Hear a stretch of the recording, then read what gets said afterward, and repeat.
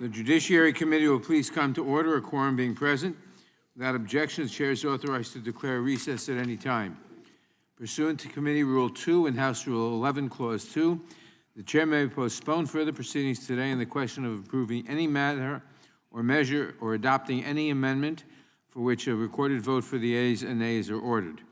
I would like to remind members that we have established an email address and distribution list dedicated to circulating amendments, exhibits, motions, or other written materials that members might want to offer as part of our markup today. Excuse me. If you would like to submit materials, please send them to the email address that has been previously distributed to your offices, and we will circulate the materials to members and staff as quickly as possible. I would also ask members, both those in person and those appearing remotely, to mute your microphones when you are not speaking. This will help prevent feedback and other technical issues. You may unmute yourself anytime you seek recognition. Before I call up the first bill, I recognize the gentlewoman from Texas, Ms. Jackson Lee, for a point of personal privilege.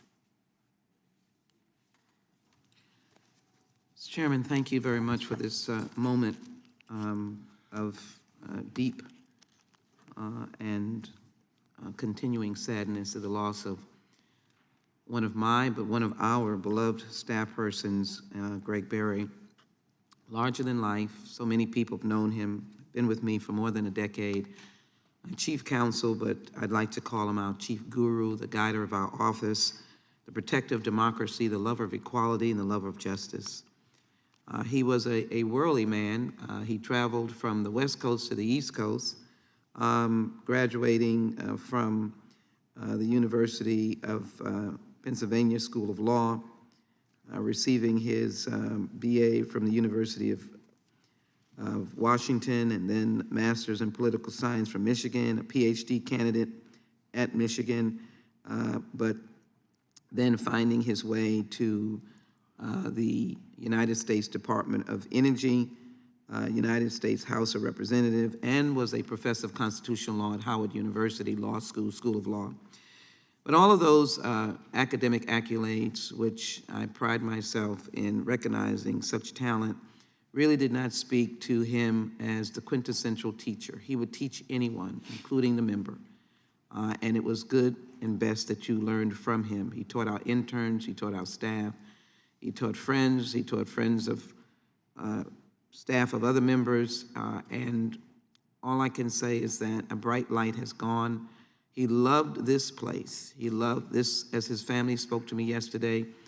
He said that he had reached his ultimate goal to be here, and he loved this place. We loved him, and we loved the contributions that he made, and that his long-lasting contributions, again, Mr. Chairman, to all of you, is that no matter what your affiliation was politically, he had a sense of respect for this institution, you, Mr. Chairman, and the Judiciary Committee's work as an iconic framer of the Constitution and its survival.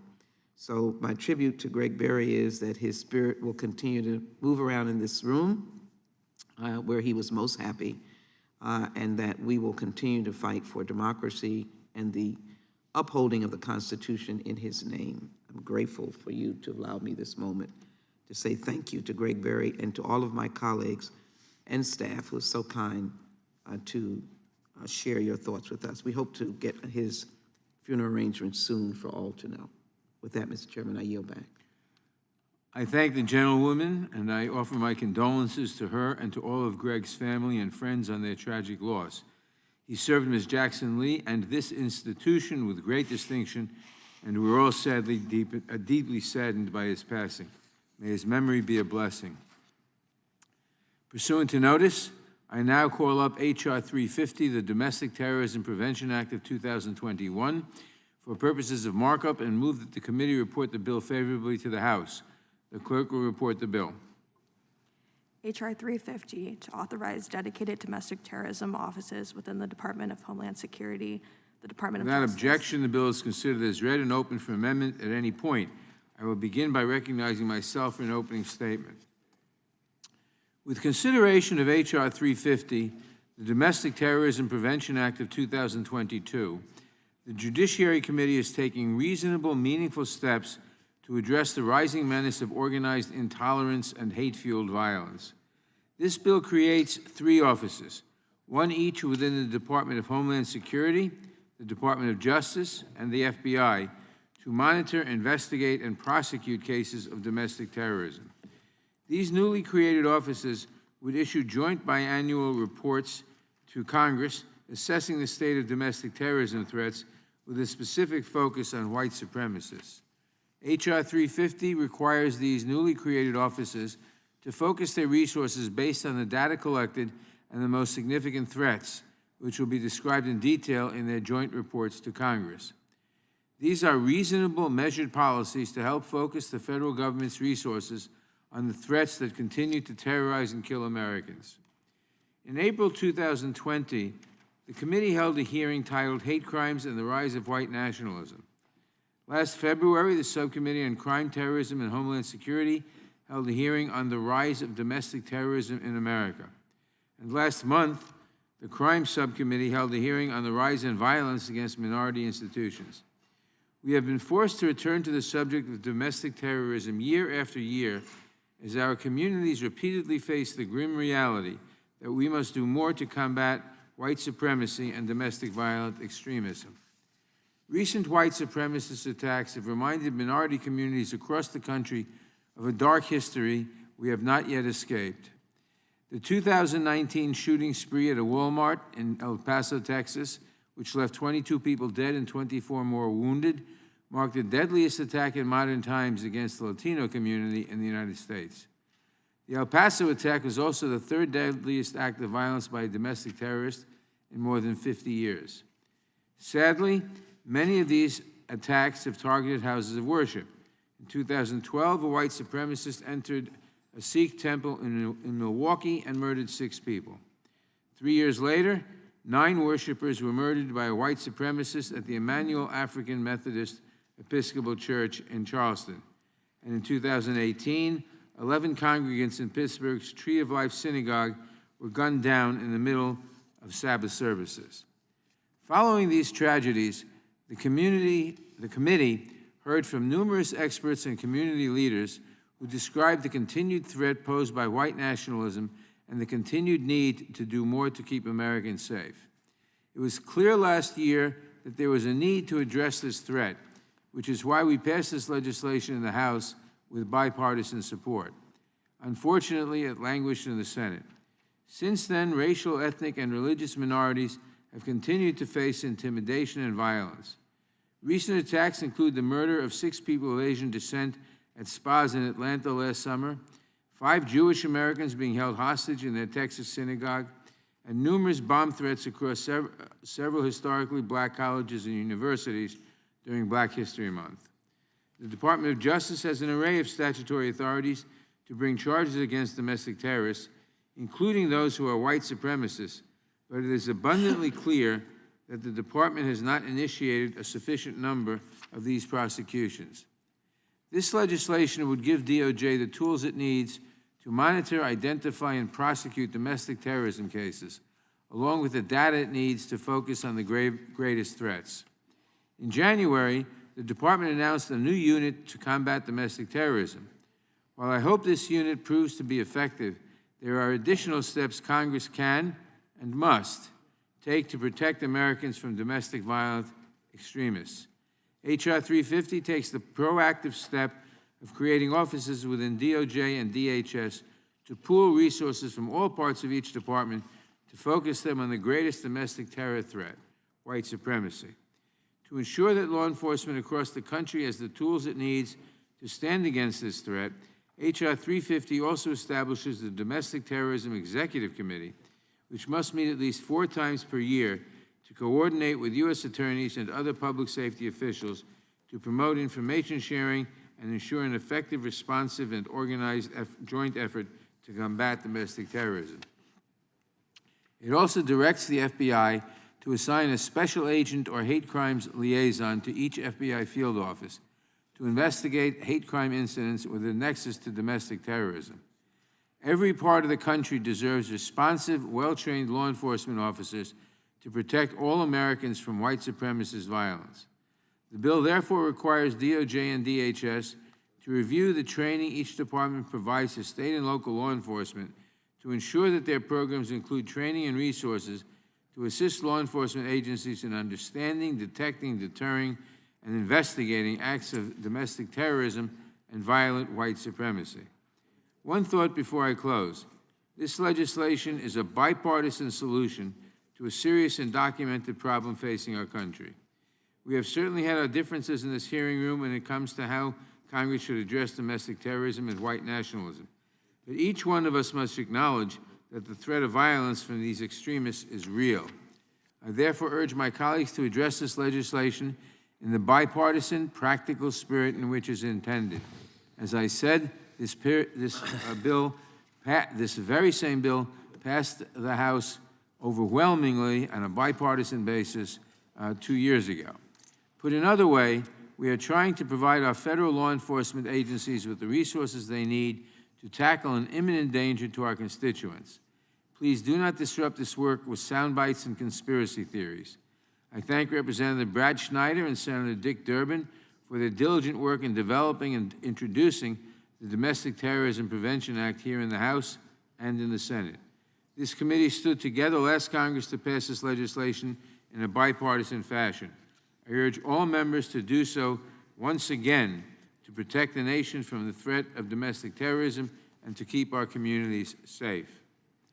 I now recognize the ranking member of the Judiciary Committee, the gentleman from Ohio, Mr. Jordan, for his opening statement. Thank you, Mr. Chairman. Last fall, September 29th, the National School Boards Association sent a letter to the Biden White House asking the Biden administration to treat parents as terrorists. Let me just read from that letter, because sometimes I think we forget the language that was enclosed in that letter, September 29th, 2021. Here's what the language says, and this is not a soundbite or a conspiracy theory.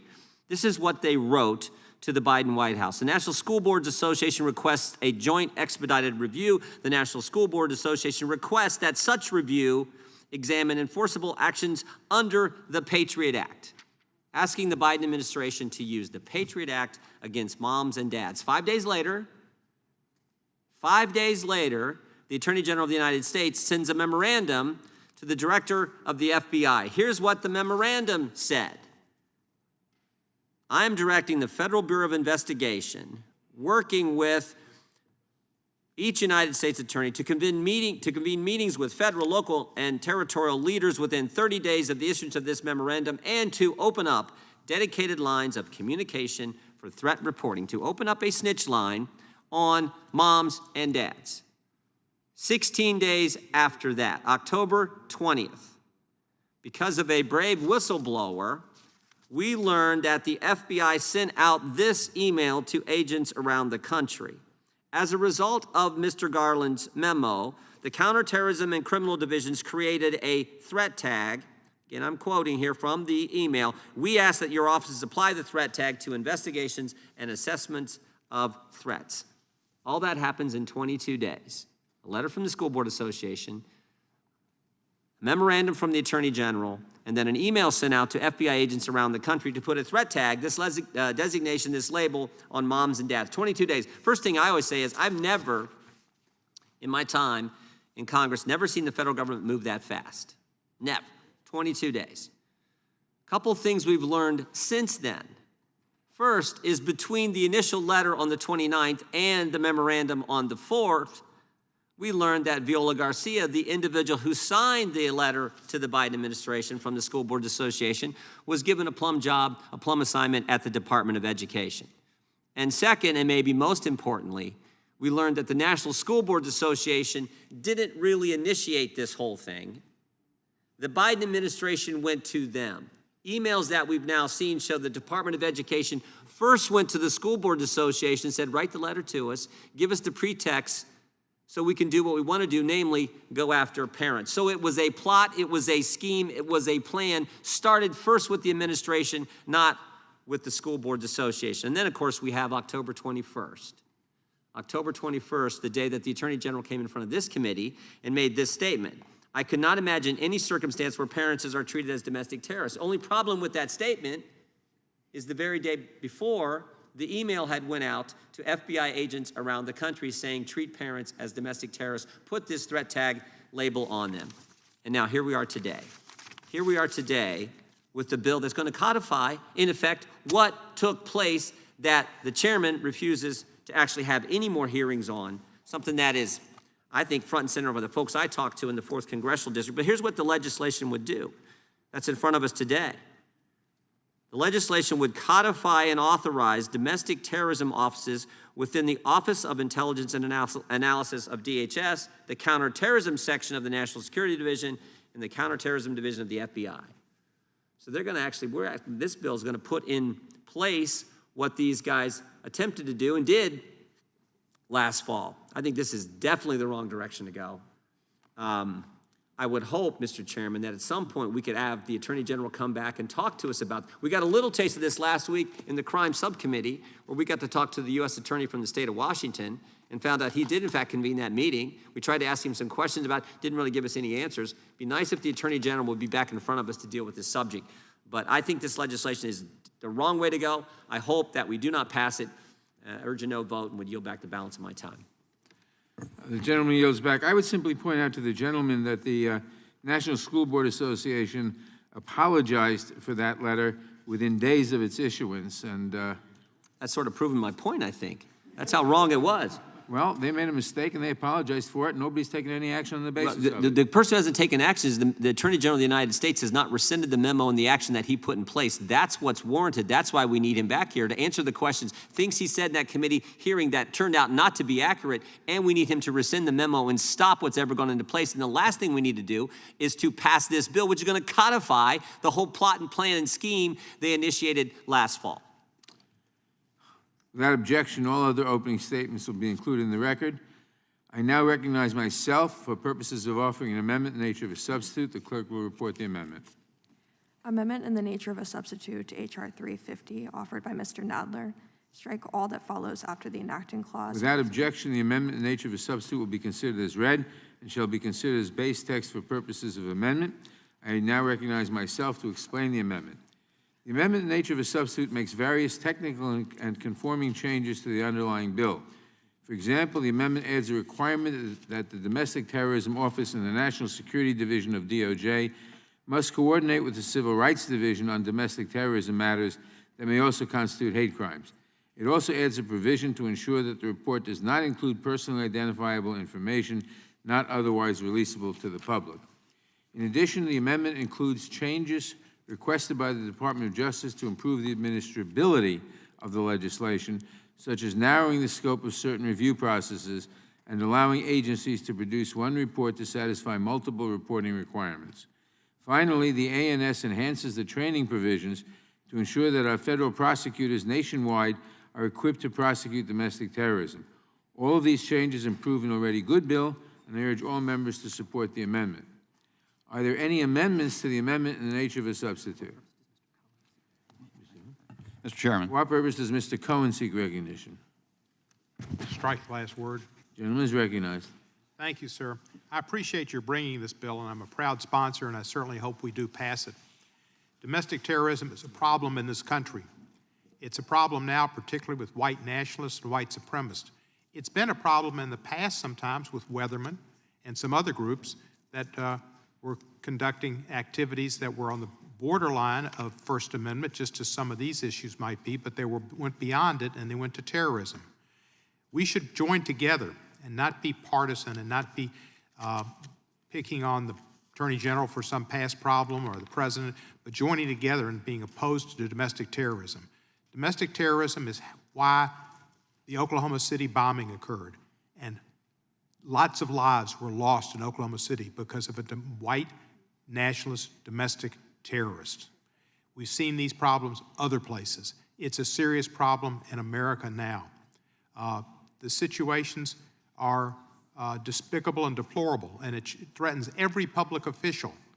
What happened at the school boards where people were challenged by parents, yes, they were parents. Parents are nice things, but not all parents are good. And when they threaten school board members with violence, saying, "We know where you live," that's wrong. Elected officials should have some safety between them and violence from people that are upset. My colleagues on the other side have seen it important to protect election officials and they should be protected.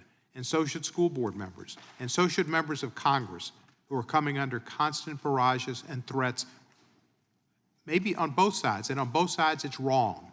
I wish we could get beyond the partisan bickering, at least on domestic terrorism, where people's lives are at risk and sometimes taken. I yield back the balance of my time. The gentleman yields back. For what purpose does Mr. Shabbat seek recognition? Move to strike the last word. Gentleman is recognized. Thank you, Mr. Chairman. This legislation expands government and bureaucracy, creating 3 new offices at the Department of Homeland Security, Justice, and the FBI to supposedly monitor and investigate and prosecute cases of domestic terrorism. Well, in case the majority isn't aware, the federal government specifically, these agencies already monitors and prosecutes instances of domestic terrorism. They work often in conjunction with each other to prevent instances of domestic terrorism before they occur, to keep the citizens of this country safe, and that's what they ought to be doing. The more concerning issue with this legislation is, as the ranking member mentioned, with the Attorney General's October 4th memorandum, which labeled parents involved in their children's education as domestic terrorists. Now, I'm a former school teacher myself, and interacted with the kids and their parents on a regular basis. I taught the 7th and 8th grade in an inner city school. It was a long time ago, admittedly, but I don't think parents have changed all that much. And it's the parents who cared about their kids' education. The kids tended to do better and paid more attention, actually did their homework. The parents were involved. It's the parents that are absent and this is fortunately, for the most part, the minority of parents who don't pay the attention that they ought to their kids' education, where the kids really suffer. So we ought to encourage parents to be involved in their kids' education as much as possible. And admittedly, school board meetings can be impassioned. They can be highly emotional. They can even sometimes be unruly behavior that occurs there. As we all know, that is certainly possible. And when that happens, yes, the police can be involved in a very small minority of cases when it actually requires law enforcement. But the thing that it riled up an awful lot of parents in this country, for good reason, I think, was the policies which occurred in some communities across the country, for example, where the schools just wouldn't reopen. And yes, we did need to fight COVID, and we need to take it serious, and an awful lot of Americans lost their lives as a result of that. But we know that there were some school boards that went way overboard in keeping those schools closed and the kids out of the best education, which is in the classroom. And we're seeing the results of that now across the country here, where especially those in disadvantaged communities, the kids are having a heck of a time in reading and math and you name it. And the social skills, when you have the youngest kids wearing masks all the time, and that was another thing that happened. Is yes, early on we needed to learn about this and who needed to be masked, but some communities insisted on keeping those kids masked far beyond what common sense would say. So there were a lot of parents, for a lot of reasons, that were riled up. And yes, the teaching of critical race theory, which didn't happen in every school, but it was happening in some schools, and the parents were concerned about that. When you're essentially saying that there's 2 categories of people and telling the kids you're in one or the other, you're either a victim or you're an oppressor, the parents don't like that. They didn't want to have that in their schools, and they had a right to speak out about that. So we know, we all saw this happen, that parents were targeted as domestic terrorism. And the Attorney General was involved with that, with the letter that was sent out, and the last thing we ought to be doing is targeting parents as domestic terrorists. And so this legislation is so unnecessary. And I would argue if, and I condemn white supremacy and terrorism of any sort as much as humanly possible. But this legislation essentially ignores threats from the left. groups like Antifa, these anarchist groups who actually took over portions of cities only a couple of summers back. And the chairman said that Antifa was a myth. They're not a myth. They're out there doing all kinds of harm to this country, and this particular legislation doesn't consider them at all. So this legislation is unnecessary, and if you want to bring in all these terrorist groups on the left and the right, and you want to do something about them, I think our side would be willing to listen, but this is political legislation that never should come before this Procedures Committee. I yield back. The gentleman yields back. For our purposes, the gentlelady from Texas seek recognition. Strike the last word. Gentlelady is recognized. Mr. Chairman, let me thank Congressman Snyder for this legislation. Very proud to be, pleased and proud to be an active co-sponsor of this bipartisan Domestic Terrorism Prevention Act. Let me just call the roll. Let me take a moment to just call the roll on the very essence of this legislation and the vital necessity. The shooting spree in my state at Walmart in El Paso, Texas, which left 22 dead and 24 injured. This individual drove 11 hours, as my friend and colleague, Congressman Escobar, indicated, to just kill Latinos, kill them dead. The rampage at Pittsburgh's Tree of Life Synagogue, where 11 people were killed, Jewish synagogue. The racist attack on the Sikh Temple of Wisconsin, which left 6 people dead. The brutal murder of innocent worshipers at Emmanuel African Methodist Episcopal Church in Charleston, the funerals that I went to, who simply invited a terrorist into their church to pray. 3 Muslim college students executed in Chapel Hill, supposedly over a parking, but tinged with hostility for the young people's look. And the spa shooter in Atlanta, which we are honored today, who killed 8 people, including 6 women of Asian descent. He was moved to go and kill Asians. Charlottesville, where those with tiki torches were walking around talking about Jews and black people, that they should not be here. The terror of my beloved young people on the nation's historically black colleges, still frightened today about the potential of bomb threats. The skin I live in and have to be exposed every day to the potential of some comment or some action because of something I cannot change, my heritage and the color of my skin, or others who speak different languages, who live in different lifestyles. This is a disturbing increase, and white supremacy is at the front of it. The violence is without question. The proliferation of hate groups in communities across America is without question, and they exist rampantly online. Last year, the Subcommittee on Terrorism held a hearing, The Rise of Domestic Terrorism in America, to discuss the continuing surge of white supremacy and right-wing extremism, to discuss federal law enforcement's failure to address domestic terrorism and acts of violence driven by racially motivated hates and animus toward religious minorities. Despite our efforts, it continued.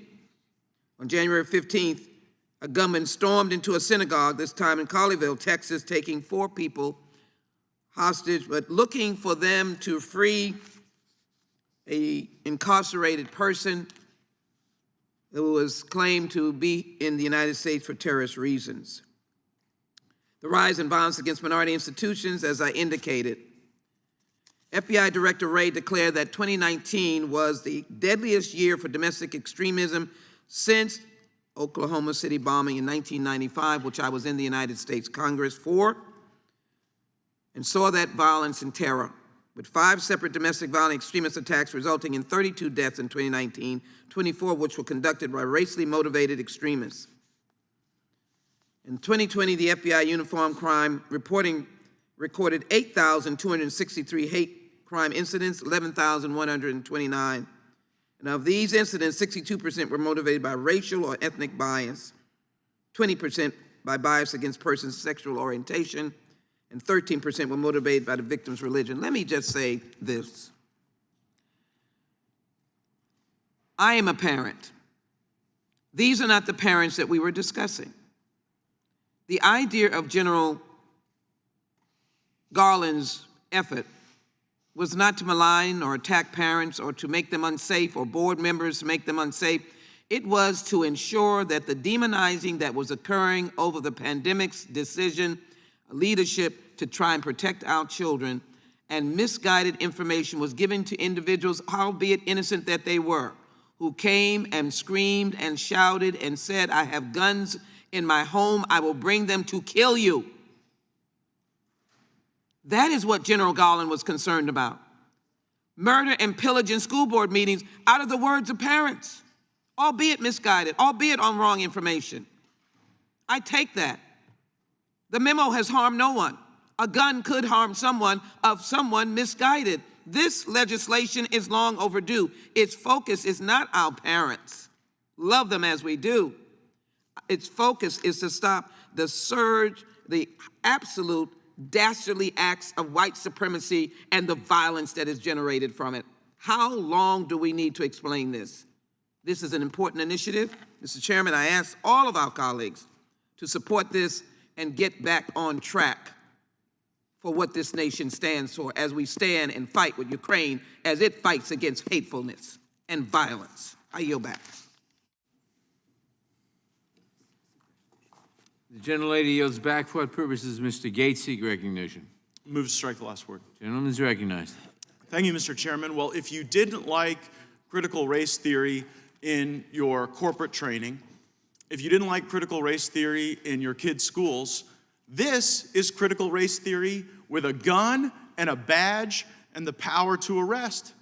And if my colleagues on the left are so worried about domestic terrorism, maybe they ought to be establishing new authorities at the FBI and DOJ to look into the BLM riots of 2020.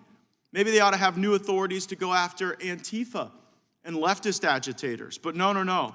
It's about white supremacy today.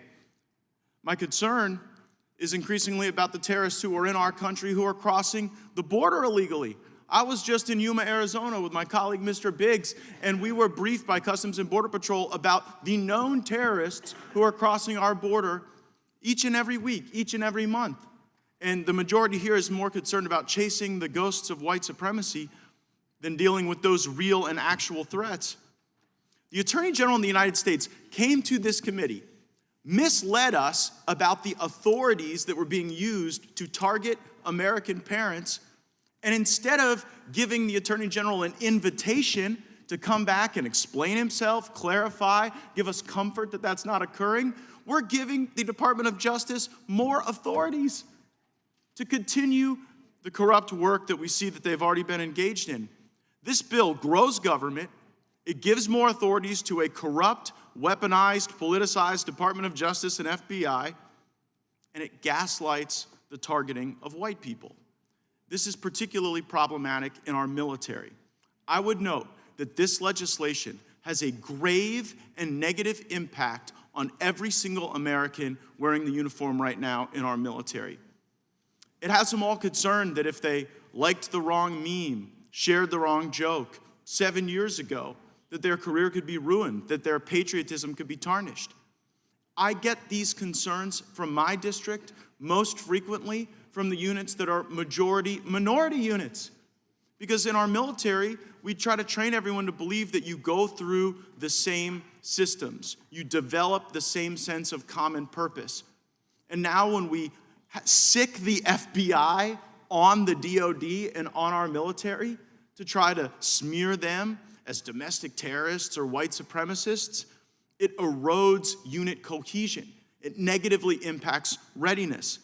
I have noticed that the parliamentarian referred this legislation not only to our committee, but to the Armed Services Committee as well. And I would implore the leadership of the Armed Services Committee, do not grant this bill a waiver. It has a significant impact on the readiness of our fighting force, and if this bill is not favorably referred out of the Armed Services Committee, it should not go to the floor. It must be given hearings there to see its full and damaging effect. Increasingly, the left wants to use federal law enforcement to target Americans. We saw that in the Russia hoax. We see that in the ongoing FISA abuses that the committee will not bring forward. We saw it with the targeting of parents who attended school board meetings, and now they're drawing a bead on our military. I thought about amending this bill to include requirements that BLM and Antifa and leftist agitators also be analyzed. But honestly, I'm not going to offer that amendment because I sincerely believe that the gravest threat to our country is the inward turning of exquisite national security authorities that we intended for terrorists in faraway lands against our own people. And my friends, now you are in power, and so you are trying to weaponize these institutions against those who you consider to be antithetical to your worldview. But keep in mind, that may sound good today when the FBI and DOJ are left-leaning, but they used to be right-leaning. The FBI used to essentially be a white supremacist institution. They targeted Martin Luther King Jr. They targeted Marcus Garvey. They targeted Malcolm X with some of these very authorities. And so I would just caution you against giving the power to an entity to ruin lives and to weaponize the apparatus of government with concepts that we never intended to be used on our soil. And if we do that, I think we'll have a more just system for everyone. We categorically reject white supremacy. It has no role in our country and our lives. But it's almost like we're creating a self-fulfilling prophecy, because when we go accuse every American of being a white supremacist, I think then we lose the ability to accurately target the acts of violence that you've correctly identified and that our existing laws could deal with. I yield back. Well done. The gentleman yields back. For what purposes does Ms. Ross seek recognition? Mr. Chairman, I move to strike the last word. Gentlelady is recognized. Thank you, Mr. Chairman and members of the committee. I'd like to express my full support for this bill, which addresses the critical threat facing our nation, a rise of domestic terrorism. While the issue of domestic terrorism is not new in the United States, we've recently seen an alarming increase in acts of extremist violence. In particular, the terrifying attack on the Capitol on January 6th. The events of January 6th constituted an attempt to stop the peaceful transfer of power, an assault on our fellow Americans, and an overt harm democratically elected public servants, and a rebuke of our nation's most fundamental values. Memories of the violence, chaos, and fear incited on January 6th will linger in these halls for years to come. Unfortunately, the events of January 6th mirror a moment in history in my home state of North Carolina, the Wilmington insurrection of 1898. Like the January 6th insurrection, the Wilmington insurrection was carried out by white supremacists intent on overthrowing a duly elected government. These domestic terrorists destroyed businesses, killed residents, and eventually succeeded in forcing Wilmington's government to step down. Our country should not be facing the same type of domestic terrorism today that we faced in 1898. It is long past time for us to recognize that some of the greatest threats to our nation come from within our borders, from dangerous ideologies that spur violence and hate. In the past few months, these ideologies have taken another form. At least a dozen historically Black colleges and universities across the country, and some in North Carolina, have received bomb threats. While no bombs have been discovered following any of the recent threats, they forced the cancellation of classes, the evacuation of entire campuses, the disrupting of students' ability to learn and feel safe in their schools. In addition to HBCUs, synagogues in my district and throughout the country have received threats of violence over the past few years, as have churches. These threats have forced the cancellation of religious classes, programming, and shaken faith leaders and their congregants in my district and throughout the country. Unfortunately, acts or threats of domestic terrorism can no longer be considered rare occurrences. It is now more important than ever that we pass legislation to strengthen efforts to prevent, report on, respond to, and investigate acts of domestic terrorism. I support this bill. Thank you, Mr. Chairman. I yield back. The gentlelady yields back. For what purpose does Mr. Bishop seek recognition? Move to strike the last word. Gentleman is recognized. You know, to the points that several have made on this side of the aisle, including Mr. Gates, I was intrigued. As was pointed out by some, this bill is passed and previously on a voice vote on the floor, meaning that nobody called for a roll call, nobody's terribly upset about it. To the extent you talk about domestic terrorism, white supremacy, there's been unanimity in Congress in opposition to that. But the problem is, and the reason the parents going to school board meetings and being the subject of the Attorney General's memorandum calling for meetings all over the country of federal law enforcement with other community leaders to sort of target them, and the threat tagging and so forth, the reason that gets called up is it begs the question, what is the motivation of this? And I was listening to my colleagues, Mr. Chairman, Ms. Jackson Lee, she gave a roll call, as she said, but she didn't mention Waukesha, Wisconsin. Why not? She didn't mention when she talked about Colleyville, that was the one where she'd been talking about white supremacy, but she didn't mention the motivation of that one. That wasn't about white supremacy. It was an Islamic terrorist. The focus, the reason for the focus eludes me. So I looked at the chairman's memo to the committee, and you have, here it is, it's hate crime and domestic terrorism statistics. It says since there's been a 30% increase in 2019 in incidents motivated by race, ethnicity, or ancestry. Interesting thing to me is that reminded me of another statistic. There's been a 30% increase in homicides in 2020 across the country. This also says that since 2015, right-wing extremists have been involved in 267 plots, completed attacks, and 91 fatalities. That's over 7 years. Just under half were in connection with those involved white supremacy. That would suggest about 45. Well, just in that year of increase in homicides, 5,000 more people were killed. How is this the priority? How is this the one that justifies reorganizing the FBI? And in order to do it, you redefine effectively what domestic terrorism is. Domestic terrorism is in a statute along with international terrorism. The only difference is international terrorism is that which occurs abroad, usually injuring Americans somehow, or that which transcends boundaries. Domestic is just the results happen in the United States. Well, you strip away all of that for the purpose of doing this reporting, except for those that are committed by people that are citizens or domiciled in the United States. Who are you targeting? And then later on of course, mention's been made of the January 6th riot at the Capitol. You have two things here. You're back to vilifying police officers. If you want to look for a cause of why we had a 30% increase in homicides, 5,000 more homicides across the country, probably because the Democratic Party made it its mission to defund the police and to characterize and to vilify police. And here you're doing it again, talking about white supremacy in the military, based on, as I read it, a handful of 10 or 20, or I don't even say it was that many. In one case, a Marine, it's like one person. And then you also vilify law enforcement. You're citing somebody's article that talks about the epidemic of white supremacy in law enforcement. My goodness.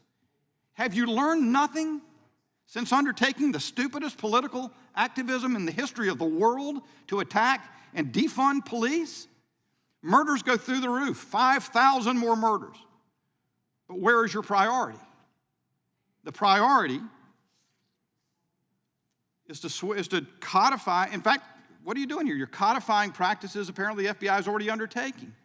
But I suggest that the activities the FBI has undertaken ought to be cause for concern.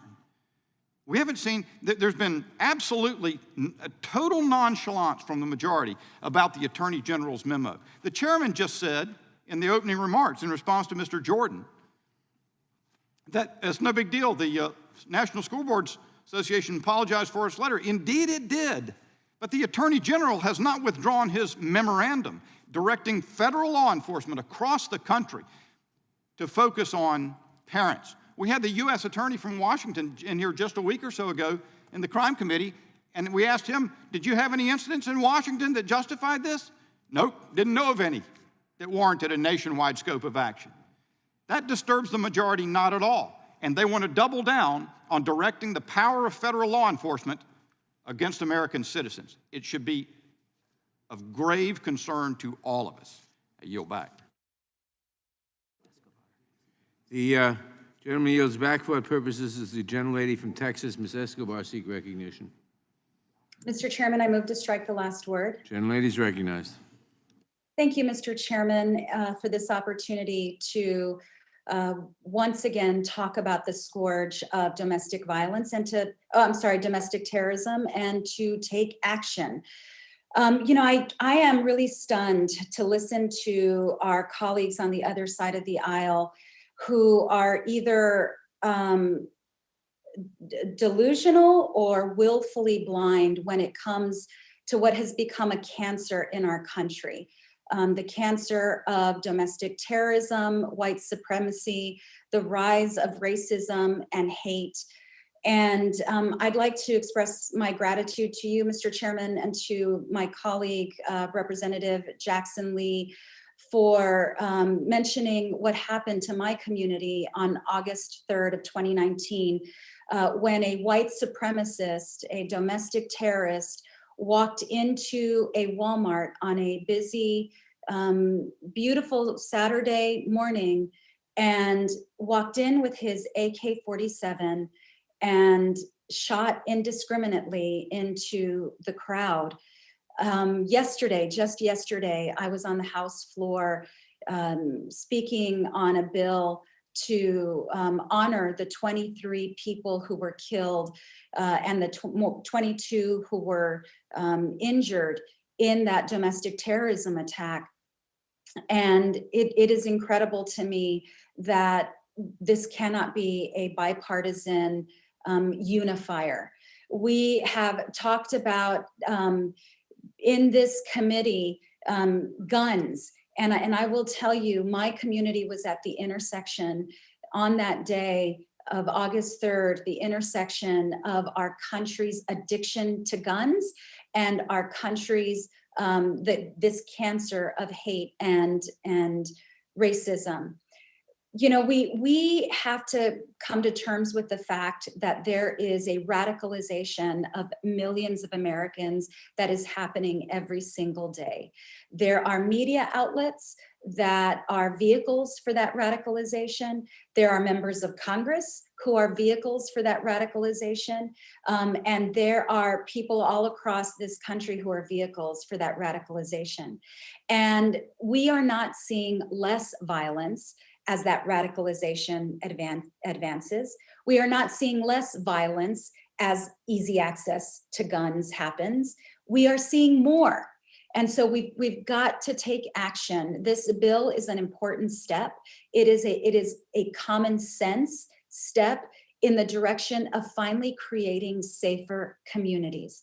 We've seen what our Republican colleagues want to do. They want to ignore the rise of domestic terrorism, and they want to make guns more easily accessible. That's a toxic, deadly cocktail. It's a failure of policy, and communities like mine have unfortunately paid the price. It's time to stop these tragedies. It's time to acknowledge the truth that is in front of us. And with that, Mr. Chairman, I support this legislation and I look forward to advancing it. I yield back. The gentlelady yields back. For what purpose does Mr. Tiffany seek recognition? Move to strike the last word. Gentleman is recognized. Yeah, thank you, Mr. Chairman. In spite of that radicalization, I still do not believe MSNBC should be taken off the air that they're doing to the American people. Let's be real clear about the apology in regards to the National School Boards Association. Why did they do that? They took the fall. They took the fall, and that's why the Attorney General should come back in and answer the questions that my colleagues have stated quite eloquently here, why Attorney General Garland should get back here. The School Boards Association just took the fall for what was happening within the Biden administration, and in particular with the Attorney General's office. The gentlelady from Texas did her roll call, and I'd like to build on some of the comments that Representative Bishop made. She did this roll call. She did not include the Bernie Sanders supporter that came and shot up some of our colleagues just a few years ago, almost killing the whip that serves here on the Republican side of the dais. And we can do this tit for tat stuff. I mean, we can just keep doing it back and forth and whatever. But that doesn't solve what the American people want to see happen. They want to see murders go down in the United States of America.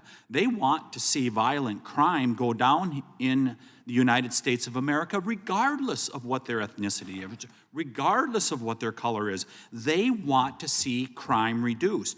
But that's not what we're dealing with today. And I just hark back to, 2 weeks ago, when we had the President's State of the Union. He said, we're going to fund the police.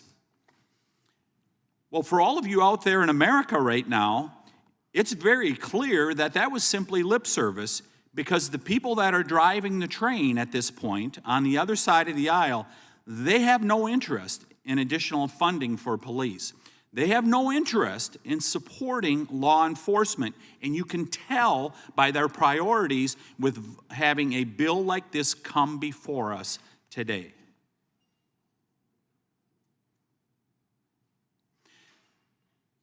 And I want to know why we're not having a hearing on what woke prosecutors are doing across America, because as much as we talk about, our governor recently announced there's going to be a big grant for law enforcement or whatever, but he didn't do anything about the prosecutors, which, by the way, he could relieve them for not doing their jobs, like the prosecutor in Milwaukee County. I will repeat to you, back in 2007, when he started his job as the district attorney in Milwaukee County, he said publicly, yep, we may divert some people that should perhaps be behind bars, and they may kill somebody. You bet, guaranteed, that's going to happen, but that does not invalidate the approach.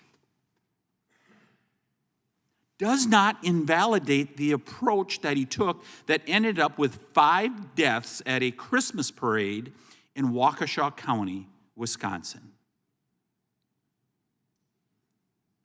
Why aren't we having a hearing on prosecutors? Why don't we bring the Attorney General in and have him talk about prosecutors that are not prosecuting crime, that is leading to a diminishment in the way of life for the people here in the United States? I would just close by saying this. I look up at that staff, that shield that is right in front of us here. Sometimes so much. I look at that shield that's up there that says E pluribus unum. And what is this hearing about today on this bill? It's about dividing people. E pluribus unum, out of many, one. I hope this committee will get back to trying to bring the American people together rather than dividing us. I yield back.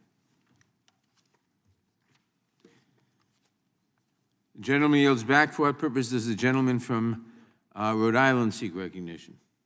I move to strike the last word. Gentleman's recognized.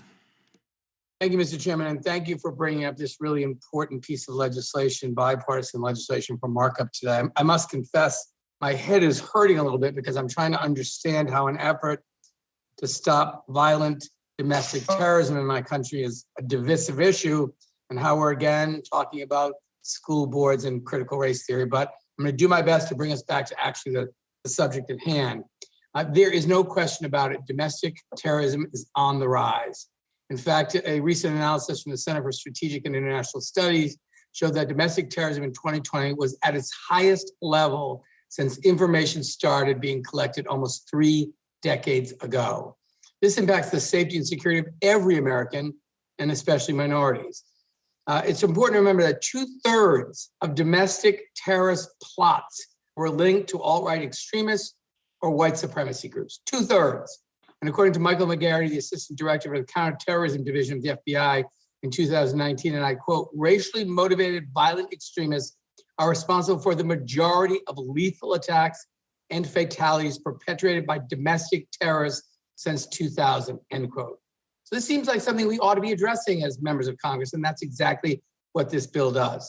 These terrorists, often linked to white supremacist groups, have begun to massively organize and even infiltrate some of our law enforcement agencies and the armed forces. And domestic terrorists pose a threat to police officers here in the Capitol and all across this country. We've seen what these statistics look like in real life.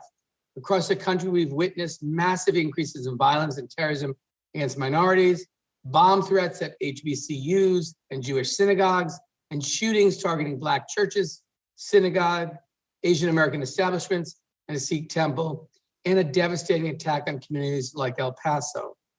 Congress and our law enforcement agencies need to act. And today we need to start by passing this bipartisan bill, the Domestic Terrorism Prevention Act, to create offices at the DOJ, the FBI, and the DHS to monitor, investigate, and prosecute cases of domestic terrorism. That shouldn't be a controversial statement. This bill would also improve and streamline information sharing and training systems between different law enforcement agencies, including at the local and state level, to better our understanding of and response to incidents of domestic terrorism and white supremacy. Finally, it would establish an interagency task force to combat white supremacist infiltration in our military and federal law enforcement, something I hope everyone can agree is important. We've passed this legislation out of this committee in previous Congresses, and we must do it again today.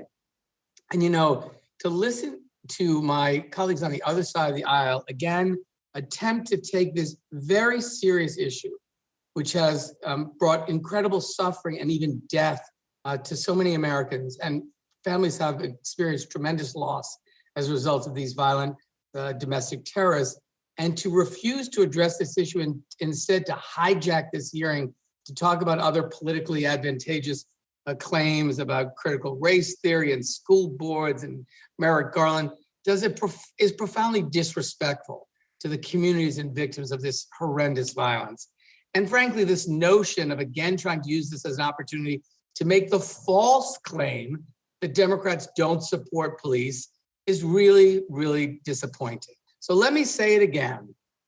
We had an opportunity not just to use a slogan about funding the police, but to actually show who supports and funds police in this country. And so we included $350 billion that we made explicitly available to local police to deal with issues of rising crime in the American Rescue Plan. It may surprise some of my Republican colleagues, but I'll remind them again, every single one of them, including every member of this committee, voted against funding the police in the American Rescue Plan. Every single Democrat, save one, voted to fund the police and provide $350 billion to help police address issues of increasing crime. So, it's a little rich to claim you're for funding the police and to claim the other folks are, and the facts are exactly the opposite. But what's most disappointing is even when everyone was reminded of their individual votes by Mr. Liu in the last hearing, you continue to make this claim rather than addressing this very serious issue of domestic violent extremism and white supremacy in our country, which this bill does. Instead of even working on this issue, you use it as an opportunity to yet again make the false claim that Democrats don't support the police and you do. It's shameful. You've tried it for 4 hearings. You try to hijack every hearing up. Support this bill and show once and for all you are for supporting our police and ending domestic terrorism in America. And I yield back. The gentleman yields back. For what purpose does the gentleman from Ohio seek recognition? Just strike the last word, Mr. Chairman. So the Gentleman is recognized. previous speaker just talked about we're trying to hijack the hearing and why do we focus on school boards? Because it's so darn important. Never forget, when the Attorney General sat in front of this committee, the very first sentence in his memorandum, we asked him about this. We said, here's what his memorandum says. In recent months, there's been a disturbing spike in harassment, intimidation, threats of violence against school administrators, board members, teachers, and staff. We asked him, what was the evidence for you making the very first sentence in your memo? What was the evidence for that? What did he say? He said the School Board Association letter. The letter that they've now apologized for and regret ever having sent it. And here's what that letter said. Sometimes you gotta look at the facts. You gotta look at what they said. The National School Board Association requests a joint expedited review by the Departments of Justice, Education, and Homeland Security. Interesting, 2 of those agencies are in this legislation. along with appropriate training, coordination, investigation, enforcement mechanisms from the FBI, including any technical assistance necessary from state and local coordination with its national security branch and counterterrorism division. That's what this bill does. Exactly what the School Boards Association asked to be done is what this legislation does, and it was this letter that the Attorney General used as the basis for his memorandum, which they've apologized for and said this wasn't accurate. Here's what this letter said too. It talked about four acts of violence they cite in this letter. One of them was the Loudoun County situation, which our colleague Mr. Roy has talked about, which was justified, frankly. Those were in 14,000 school boards around the country, and one of them was one where the parent was justifiably upset, right, Mr. Roy? So that's why we're focusing on this, and all we're asking is for the Attorney General of the United States to rescind that memo, take it back. And we're asking the chairman to have him come in and testify and answer some questions we have, and frankly, a lot of parents around the country have, because we now know there's a threat tag associated with some parents' names across the country. That's what this is about. This is about the facts. So the very document that they've apologized for, the letter that started this thing, this whole process, that they've apologized for and taken back, that language is exactly what this bill does. Somehow that's hijacking a hearing. I think that's doing what the people that I represent want me to do. So the gentleman from Florida, his comments were right on target earlier. This is not just about giving more authority to the Justice Department to go after parents. This is doing exactly what the School Board Association asked them to do. That's why we don't want to vote for this thing. That's why this is wrong. And I hope this thing doesn't pass. Would yield to the Gentleman, yield for a question. Yield to the gentleman from North Carolina. And the School Board Association letter itself invoked the terminology domestic terrorism, didn't it? Sure did. So doesn't that beg the question? What is it that the majority means when they're talking about domestic terrorism and turning the power of federal law enforcement against domestic terrorism? Do they mean school parents of school children, or do they mean something else? I yield back to the gentleman. I think a great point, and even more specific, they referenced the Patriot Act. In fact, I would ask for unanimous consent to enter into the record former Chairman Sensenbrenner's piece in the Wall Street Journal, where he says the Patriot Act was never intended to go after moms and dads, never intended to go after, it was for dealing with foreign terrorists trying to do harm to our country. I would ask unanimous consent that be entered into the record. And with that, I would yield back the balance of my time. Without objection, the gentleman yields back. For what purpose does Mr. Correa seek recognition? Thank you, Mr. Chairman. Move to strike the last word. Gentleman is recognized. Mr. Chairman, just last week, we had a bomb threat at one of our local high schools. I can assure you that both the Republican and Democratic parents, as well as the rest of our community, for a few hours there, were caught in a moment of fear, panic, terror. All of us feared. We feared for the health of our children, lives of our children. And we all prayed. We prayed that our local police officers would be able to do their job, to protect our children, and to make sure there was no harm would come to them. These stories are just all too common in nowadays. Some of them have good outcomes and some of them do not. For that reason, I want to thank our chairman today, our leadership in this committee, for marking up H.R. 350, the Domestic Terrorism and Prevention Act. And I'm proud to say I'm a co-sponsor of this bipartisan piece of legislation to authorize investigation into the threats of domestic violence. Since 9/11, the focus of this nation has been foreign terrorism, as it should be, as it should have been. But in doing so, for a long time, we ignored the obvious, which was the growing threat and the growing loss of lives resulting from domestic terrorism. Domestic terrorism now accounts for more lives lost than foreign terrorism. And we're talking American lives being lost to domestic terrorism. Today, we start at the beginning. We start with the facts. We start researching this issue and making sure we put the resources in place to stop any threats, any violence due to domestic terrorism. I want to thank the authors for this measure, and I hope my colleagues here fully support this measure that will protect and save American lives. Mr. Chairman, I yield. The gentleman yields back. For what purpose does Mr. McClintock seek recognition? To speak on the bill. Gentleman is recognized. Thank you. Mr. Chairman, I think the problem comes down to this. A few weeks ago, we saw Canadian truckers, including many Sikh immigrants, who were protesting civil rights violations involving vaccine mandates.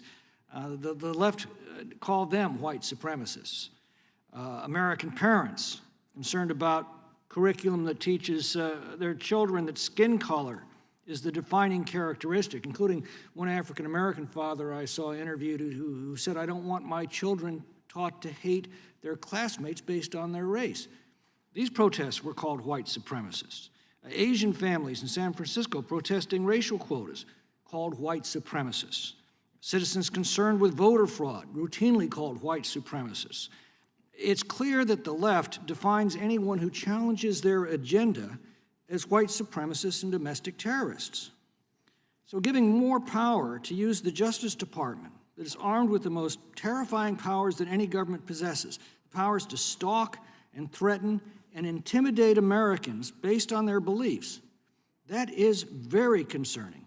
And it's potentially dangerous to our most cherished and fundamental rights as Americans, our freedom to express our opinions freely and petition our government for redress of grievances.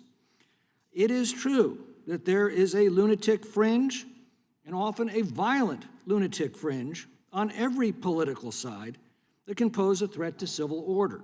And we have very good laws to hold them accountable when their words become deeds and those deeds harm others. But it's actions for which free societies hold people accountable by law. Not opinions, no matter how outrageous those opinions might be. Not words, no matter how hateful or hurtful those words might be. Actions, deeds. But this doesn't target actions. It targets opinions and words. Indeed, not even opinions currently held or words spoken, but rather words that might be spoken, opinions that might be held, might be. If you can define words and thoughts as actionable with the vast powers of government, you have just rendered useless the freedom that is enshrined and protected by our First Amendment. I sit here listening to these discussions wondering whatever happened to that fundamental American ethic that we all shared, conservatives and liberals alike. I might disagree with what you say, but I will defend to the death your right to say it. I think liberals, true liberals and conservatives still share those beliefs.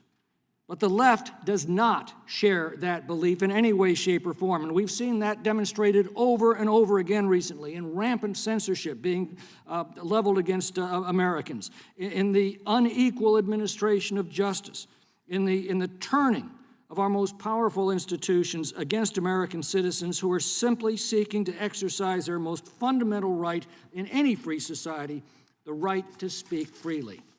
Here is Churchill's warning. A state of society where men may not speak their minds, where children denounce their parents to the police, where a businessman or small shopkeeper ruins his competitor by telling tales of his private opinions. Such a state of society cannot long endure if brought into contact with the healthy outside world. This is the state of society the left is taking us toward. And I pray that the American people will bring it into contact with the healthy outside world this November. I yield back. The gentleman yield? Yes, I yield to the gentleman. Thank you. I'll just be real brief. I think the gentleman made very good points. I would just note, when you're talking about the left not wanting to hear free speech, I think there's nowhere where we see this more evident than our college campuses nowadays, where conservative speakers are either barred or shouted down. If there's any place where we ought to invite free speech and there ought to be an open debate on both sides and let the students consider what their views are as they're growing intellectually and otherwise, it ought to be on college campuses. So the left is just making a mess of those college campuses right now by inhibiting free speech. And this, I'm concerned, goes even farther because it's not just censoring people for their opinions and their words. they are now actively using the power of government to intimidate people from even thinking of expressing those freedoms. I yield back. Thank you. The gentleman yields back. For what purpose does the gentlelady from Texas seek recognition? Mr. Chairman, I move to strike the last word. Gentlelady is recognized. Mr. Chairman, I want to first thank you for bringing this very important piece of legislation, which I'm proud to co-sponsor, to the table, especially H.R. 350, the Domestic Terrorism Act. In the past several years, incidents of domestic terrorism have struck communities across our country. HBCUs were recently terrorized by a wave of bomb threats. Asian Americans were the victims of unconscionable violence, and Latinos have been targeted for cultural and ethnic cleansing. In 2019, a domestic terrorist killed 23 people, most of whom were Latino, while shopping at a Walmart store. The largest terrorist attack targeting Latinos in modern U.S. history. The shooter candidly manifested his intention to put a supposed cultural and ethnic replacement brought on by Latinos, to put a stop to it. I'm proud and thankful to my friend and colleague, Ms. Escobar of Texas, for her leadership in introducing legislation to honor and remember the victims and survivors of that heinous act of terrorism fueled by white supremacy. The El Paso Community Healing Garden will be a national memorial for reflection and healing. And as she said earlier during the hearing, this should be a nonpartisan bill, something that would bring communities together. And I hope that she succeeds in doing what she wants to do for her community's healing process. In Houston, we have a memorial to help our community heal also. We have built a monument in memory of Jose Joe Campos Torres, a 23-year-old, a veteran, a Mexican-American. He was beaten, brutally murdered by 2 police officers, driven by hate, racism, and white supremacy. This, Mr. Chairman and members of the committee, is a domestic terrorism that Latino communities have endured for decades, but often overlooked. African Americans, Asians, Muslims, and Latinos have and continue to fall victims of domestic terrorism, but no more. And these heinous acts are left unanswered, they will continue. Doing nothing is simply not an option. This bipartisan legislation provides the resources and tools that law enforcement and communities need to combat these threats. I urge my colleagues to support the legislation before us. And Mr. Chairman, just one final note. It is just really troubling to see some of the discussion at this table that just simply makes up stuff. You know, I sit here and have the other side of the aisle try to suggest what I'm thinking or what some of us on this side of the aisle are thinking. A lot of it is frankly just made up stuff. I think we need to move on, and as was suggested by someone, we need to look at facts. And the facts are, we need this bill. We need to do something about domestic terrorism before it truly, truly gets out of control.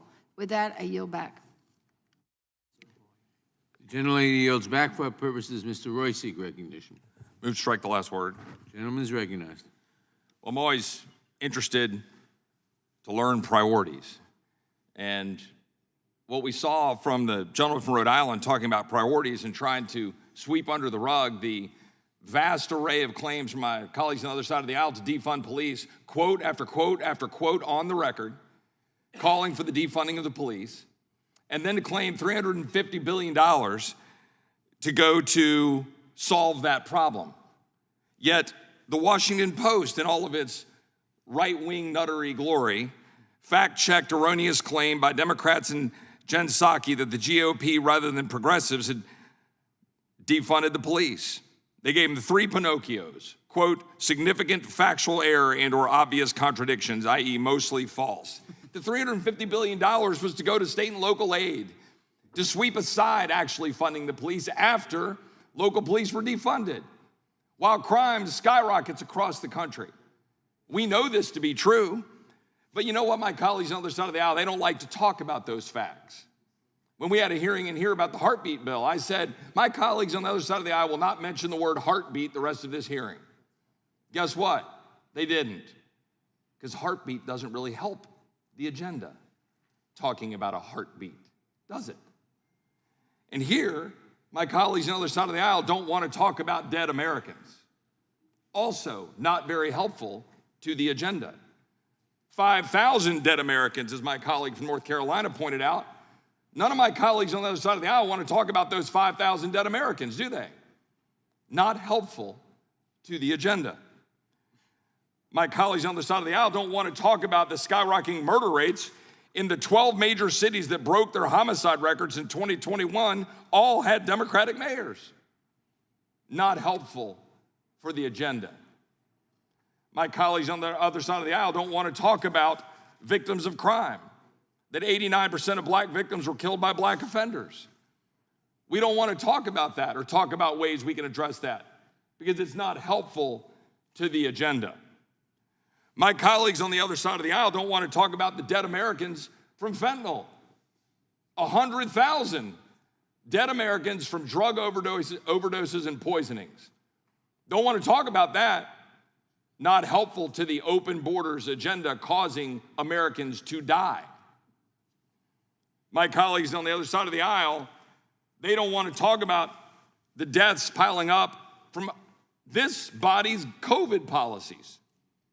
Suicides, mental health issues, people dying because they couldn't get health care because of lockdowns. No. Let's just run away from that. Let's just sweep that aside. Let's not talk about excess deaths. Let's not dive into and have hearing after hearing about excess deaths when we're talking about tens of thousands of Americans of excess deaths for non-COVID natural causes. Are we studying that data? No, because it's not helpful to the agenda. My colleagues simply don't want to talk about these issues. They don't want to talk about the dead that are resulting from radical environmental unicorn energy policies around the world. We're seeing play out in real time because my colleagues on the other side of the aisle are so committed to their radical leftist environmental energy agenda that they want to bury their head in the sand as to what's actually happening when you don't drill for American oil and gas and have a strong position in the world to ensure that we've got energy abundance to make sure that we're secure, free, and have the energy we need. No, that's not helpful to the agenda.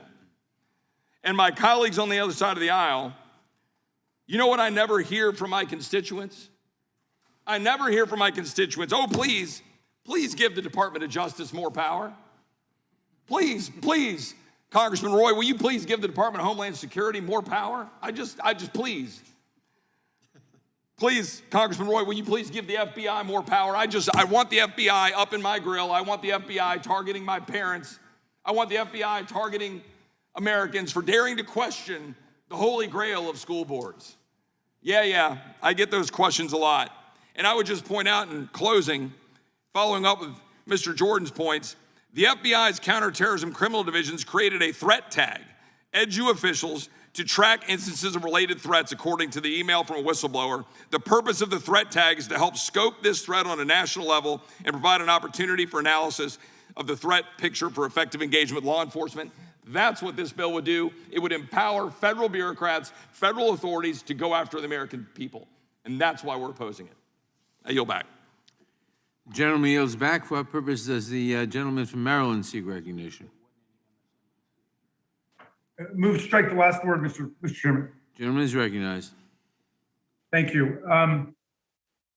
We remember in 2015 when a white supremacist entered the Emmanuel African Methodist Episcopal Church in Charleston, South Carolina, and executed 9 Christians praying, including Reverend Pinckney, a state senator.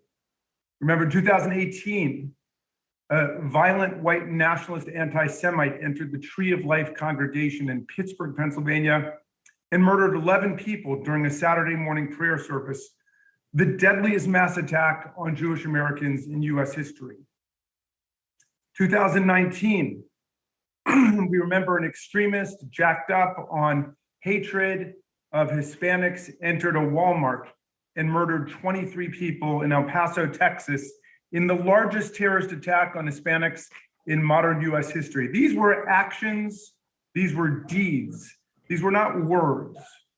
This was not language, these were violent events. Remember on January 6th, a violent, seditious mob smashed our windows, broke down our doors, and wounded, injured, and hospitalized more than 150 of our police officers in order to storm the Capitol and shut down the counting of electoral college votes for the first time in American history. Some of those rioters and insurrectionists brandished Confederate battle flags and neo-Nazi regalia, such as T-shirts saying Camp Auschwitz staff on them. Several people died in this mass attack on the US Capitol. Many members of Congress, both Democrats and Republicans, denounced this as terrorism, even as some of our colleagues tried to blame it on Antifa, including Mr. Gates, on January 6th itself. But regardless of whether you think it was Antifa or, as all the evidence demonstrates, the Proud Boys and the Oath Keepers and the Three Percenters and the Aryan Nations and the militia groups, regardless of who did it, it was domestic terrorism. It was a domestic terrorist attack on the government of the United States.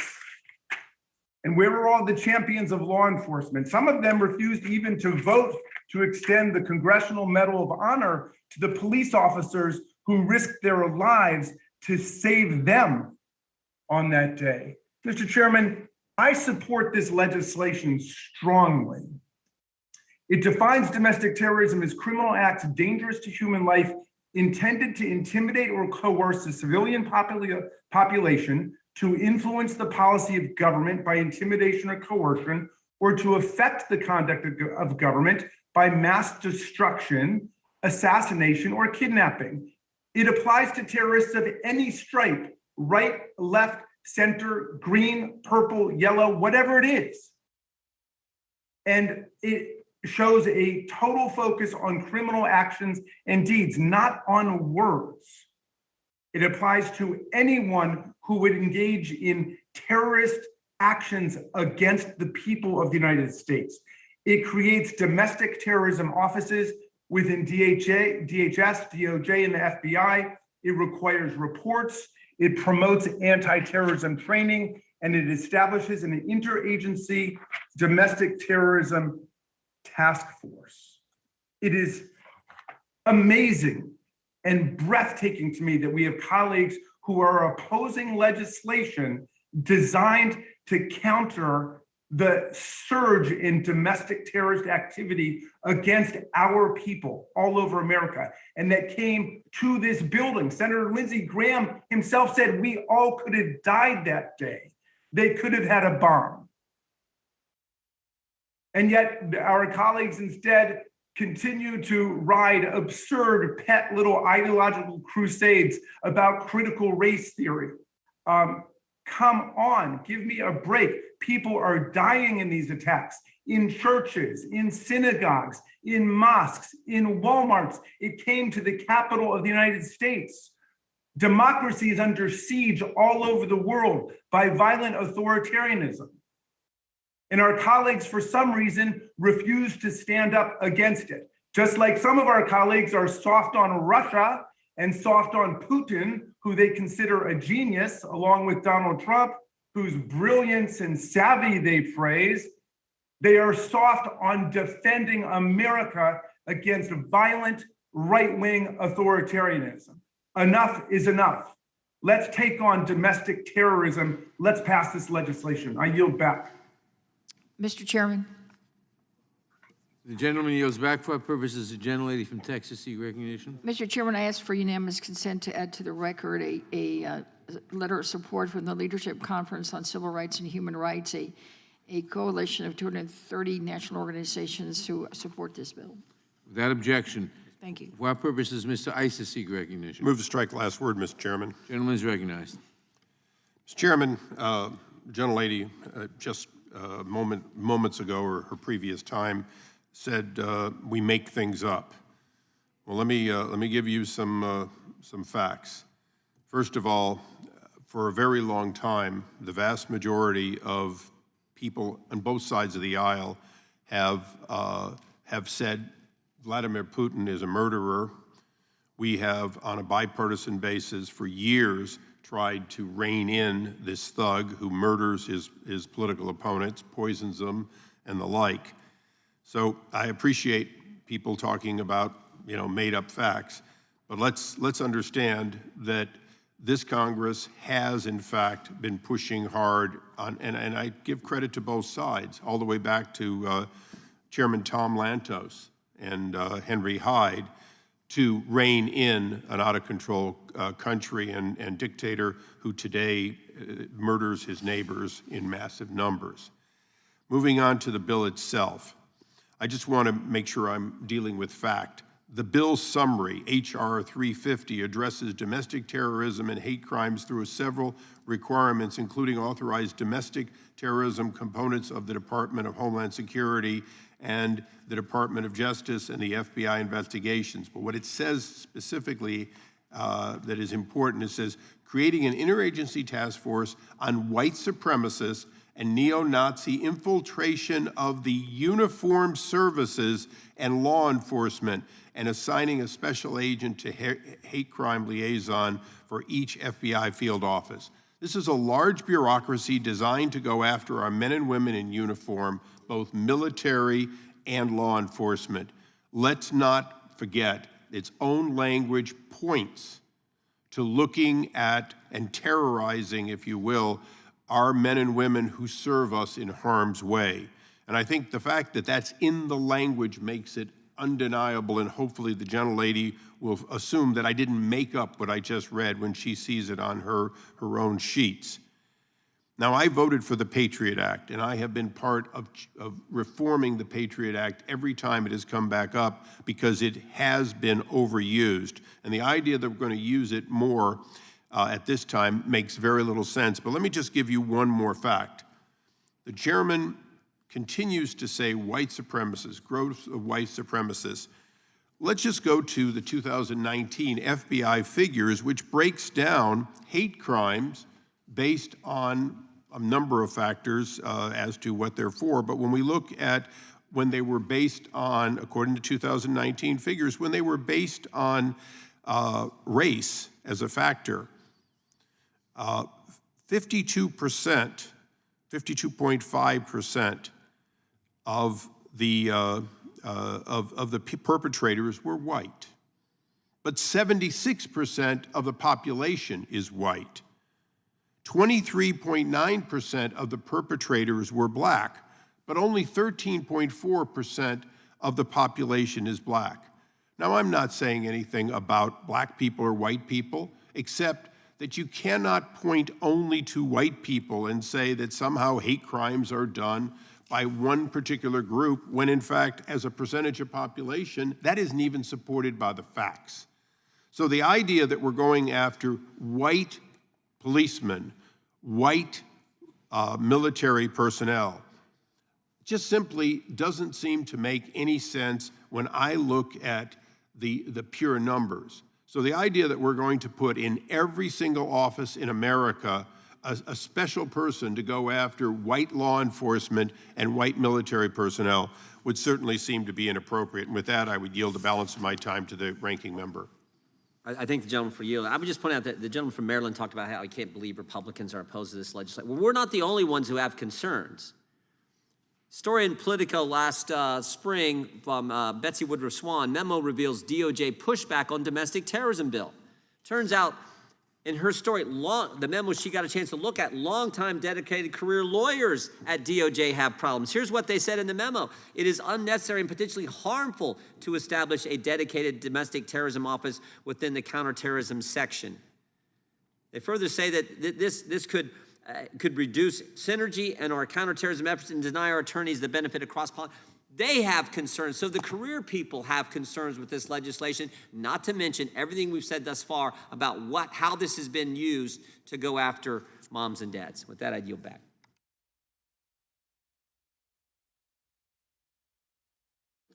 The gentleman yields back for our purposes. The gentleman from New York seek recognition.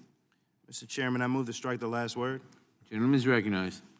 1 year after insurrectionists violently attempted to overturn the results of the 2020 presidential election, I am proud to vote to advance the Domestic Terrorism Prevention Act. This is a bill that will focus federal law enforcement on the grave threat that violent domestic extremists pose to the safety of our communities and the future of our democracy. Consider the facts. Last year, the Justice Department and the Department of Homeland Security jointly reported that, quote, the most lethal domestic violent extremist threat to the United States for the last several years came from white supremacists and anti-government extremists. In January, Assistant Attorney General Matthew Olsen testified before our colleagues in the United States Senate that the number of FBI investigations of suspected domestic violent extremism has doubled since the start of the COVID-19 pandemic, driven by the increasing threat from those same groups.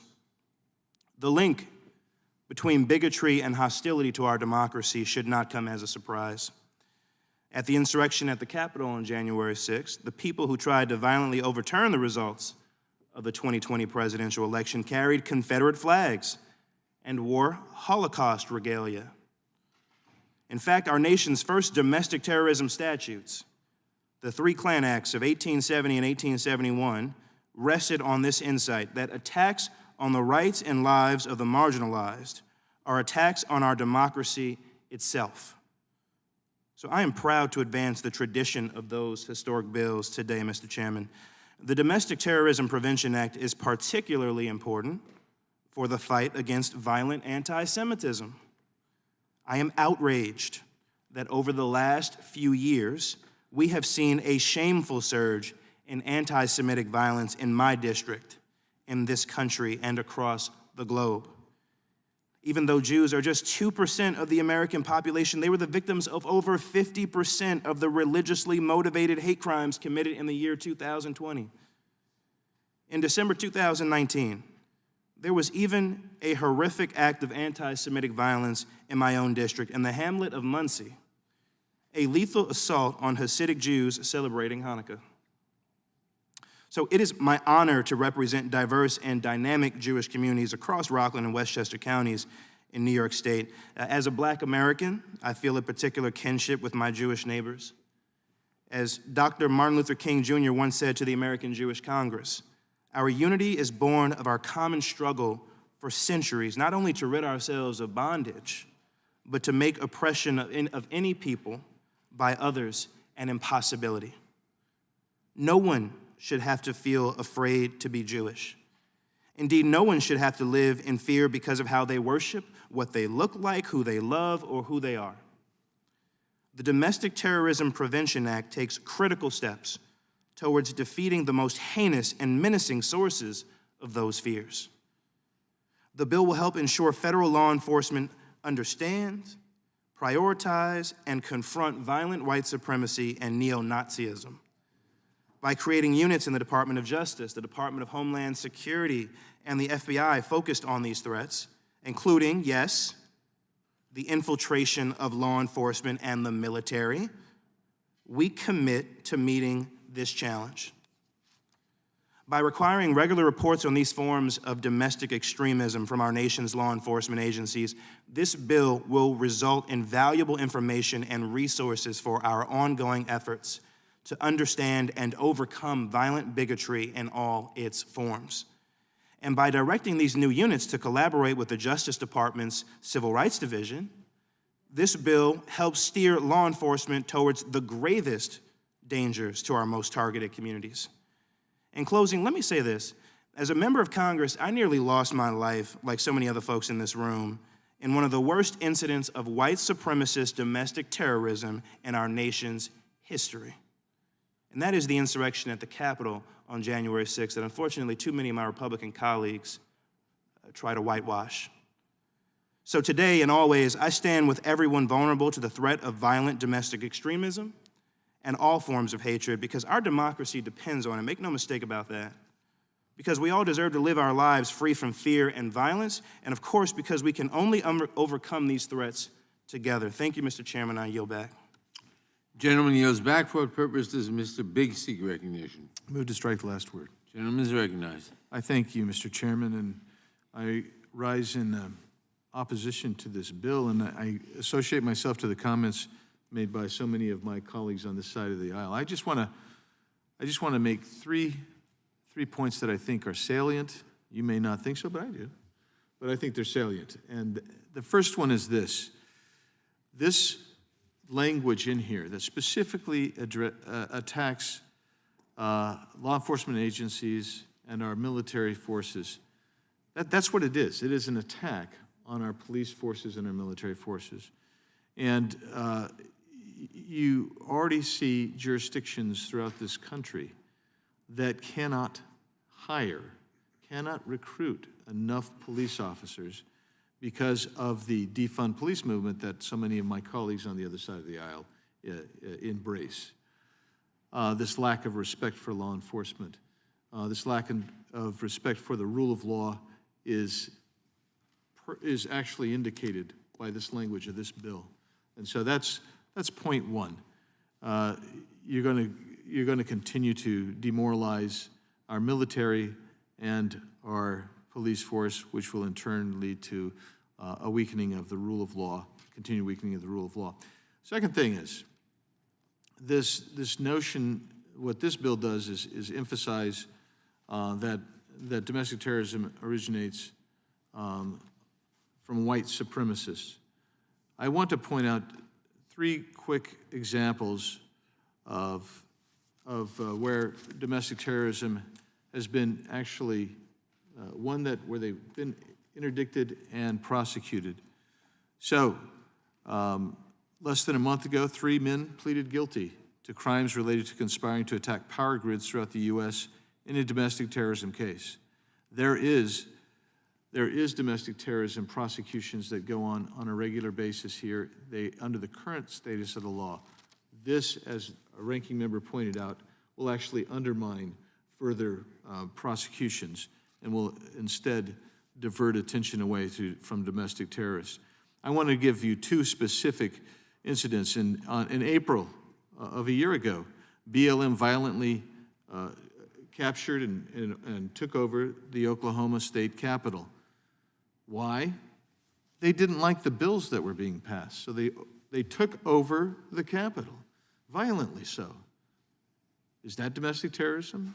Some might think yes. And just last October, in what witnesses described as similar to the January 6th incident, protesters stormed the Interior Department because they were upset about environmental issues. Were they domestic terrorists? Would they be encompassed under current law? Probably under current law. You don't need this legislation. The third thing I would say is you're expanding the scope of power of the federal government, which, as Mr. Roy so eloquently put, is not what my constituency is asking for. My constituency is asking, where is the Department of Homeland Security? Why do we have rampant, wide open border on my state, Arizona-Mexico border? When I talk to one of our sheriffs, local sheriffs, who's dealing with the impact of the open border caused by failure of the federal government, he gave me this story. His deputies came across a lady who had a bag of pills. They were inquiring what the pills were because the Tucson sector is the #1 drug trafficking corridor on President Biden's open border. So they asked her what kind of pills they were. She said, well, I knew I would be raped multiple times when I crossed. So these are morning after pills. That's fact. That's the fact of an inhumane open border. We were just down there again last weekend. Every month I go to the border, different portions of the border. People were coming across last weekend. I couldn't be there. I was here voting. But my staff was there. individuals crossing illegally at 1 per minute. 1 per minute. The terrorists who were apprehended last year were more than 5 times the highest ever. I'm saying this bill is unnecessary, it's bad, but do something about the border. Join us. Let's secure our border, let's secure our nation. I yield back.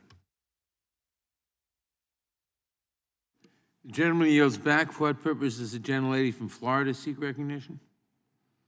Mr. Chairman, I move to strike the last word. Gentlelady is recognized. Mr. Chairman, the health and well-being and safety of the American people is our number one responsibility. As a 27-year law enforcement officer who had the honor of serving as a chief of police, I depended on Congress, as many law enforcement executives did, to help support us in our efforts to protect all, to keep all communities safe. You see, law enforcement did not have the luxury of picking and choosing which communities we wanted to protect. Mr. Chairman, how did we get here? How did we get here when we can no longer come together to address domestic terrorism and hate crimes? The most powerful nation in the world. How did we get here? The Pulse nightclub is in my district. Mr. Chairman, I believe we are here because coming together just doesn't support a particular political agenda. And let me be clear, law enforcement officers, the men and women that I served with for almost 3 decades, they're pretty clear-eyed. Oh, they're clear about what their oath says to protect and defend against all enemies, foreign and domestic. But it appears some of my colleagues on the other side of the aisle may have forgotten just what our oath says and the responsibility that we have to that oath. Mr. Chairman, regardless of how desperate some on the other side of the aisle may be to push a political agenda in these very threatening and scary, horrible times in our nation and in our world, our primary responsibility remains protecting the health and safety of the American people. Therefore, Mr. Chairman, I do urge my colleagues, let's remember why we are here. We can debate a whole lot of things. The health and safety and well-being of the American people should never be one of the things we compromise for political gain. Mr. Chairman, I urge my colleagues to support the Domestic Terrorism Prevention Act. And with that, Madam, would you yield for a moment? Yes, I'll yield, Mr. Thank Cohen. you. As a law enforcement professional, do you consider the FBI a law enforcement agency? Certainly. And is the law enforcement, FBI, the most senior law enforcement agency in the United States of America? Definitely. And so if you support law enforcement and you support enforcement of the criminal laws of this country, you should support the FBI and have confidence in the FBI and not disparage them with some of the remarks we've heard today. Is that not correct? Everybody counts and everybody is accountable. And yes, we should support our law enforcement from the federal level down to the local level. But that also means that we hold them accountable as well because we want them to do the best job, not on behalf of politics, but on behalf of the American people. Let me ask you this. You're a Democrat, as am I. I was a police legal advisor and starting my career. I've never called for defunding the police, and I believe 95% of the Democratic caucus has never called for defunding the police. Would you submit that's probably accurate? I think defunding the police is crazy, and I think the percentage may be higher than 95% have certainly not called for defunding the police. It might make for great political theater, but there again, we are in tough times, and we need to come together to support our law enforcement agencies so we can protect the American people. And one last question. Did you vote for the American Rescue Plan that gave state and local governments $350 billion to help law enforcement? I did. Thank you. Thank you, and I yield. The gentlelady's time has expired. For what purposes Mr. Benz seek recognition? Strike last word, Mr. Chair. The gentleman is recognized. Thank you, Mr. Chair. And I just think there's one extremely, well, before I say this, I want to join my colleagues my colleagues on this side of the aisle regarding their concerns over the content of this bill. But there's one interesting element that I think needs to be mentioned. And that is, this bill is supposed to be based on Section 23315, Title 18 of the Code, which defines domestic terrorism, which means activities that involve acts dangerous to human life. Acts dangerous to human life. And if you go into this bill, you'll see that it actually expands beyond acts. What it refers to is activity, terrorism activity. So I would ask, what is terrorism activity? It's not the act, because if it was the act, that would be subject to prosecution. And so this bill goes beyond that. What it's really suggesting is that our federal agencies become involved, infiltrate, and look into things before they happen. And we've heard reference to this, but this is a extension of government into... Would the gentleman yield for an answer? Of course. Activity refers to planning for acts of planning or organizing for acts of terrorism. Thank you, Mr. Chair. And where are you reading that? That's what I'm not reading it at all, but that's what it means. Well, thank you, Mr. Chair, but it would be far more beneficial to all of us that don't have the opportunity to hear your definition to have it included in the bill. And so I'm just saying that leaving it open leads others to, perhaps agencies, to suggest that they could get into the meetings and other things by infiltration and then point at this bill as a justification. I want to refer back to Mr. McClintock's remarks regarding Winston Churchill's concerns about protecting our freedoms. Now, I am opposed to all things white supremacist. Of course I am, we all are. But at the same time, we have to make sure we protect our freedoms. I want to call out, actually, so the record is clear, that on page 3, paragraph 1, domestic terrorism unit reads lines 8 and 9, Homeland Security, which shall be responsible for monitoring, whatever that means, and analyzing domestic terrorism activities. Now, the bill is, shall we say, loosely written in that in different portions thereafter, it refers to acts. But then if you jump ahead to page 11, line 10, it reads, shall focus their limited resources on the most significant domestic terrorism threats. Okay, is a threat an act? No. And so what I'm suggesting that if this bill is going to go forward, there needs to be a great deal more work done on the definition portions of it. And I strongly recommend we do this before we move forward on this bill. With that, I yield to Congressman Tiffany. Thank you to the member from Oregon. I just want to address the gratuitous comments that were made by the gentleman from Maryland in regards to equating President Trump and Vladimir Putin. If that was actually the case, that the president was attempting to help the Russians, he sure did an awful job of it. And I'd first start with that there was no Russia collusion. And I know some people still believe that because they don't believe that there was Russia collusion because they don't read anything else. But all you got to do is look at the Mueller report. And then all you have to do is read some of the fine print in the Washington Post over the last number of months, and you'll see that they have acknowledged that there was no Russia collusion. In fact, it is something we should look further into in regards to other candidates who may have engaged in Russia collusion. But let's take a look at the actions over the last couple years. We had $60 a barrel crude oil. President Trump left office. It's now $100 a barrel.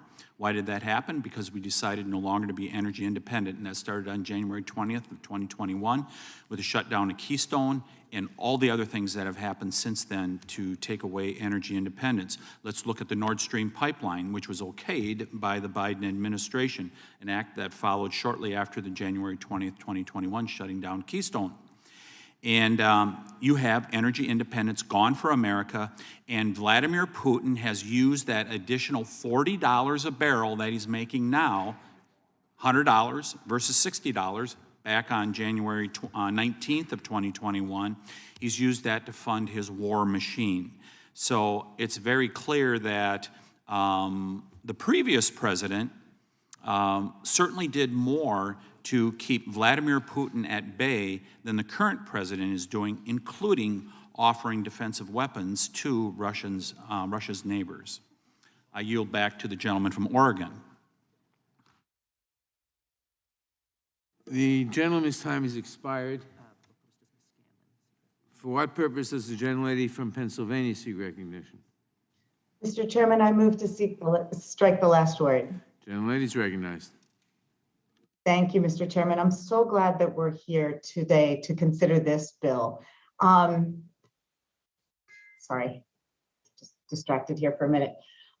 In last month's subcommittee hearing on crime, and in hearings we've held over the past several years, we've heard from experts about continued violence against minority institutions like HBCUs and houses of worship. The data that we have is clear.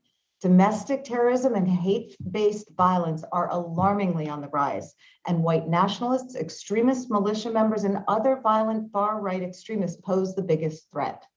These domestic terrorists use conspiracy theories, disinformation, and false narratives to recruit new extremist group members, sow distrust in our government, and encourage acts of violence.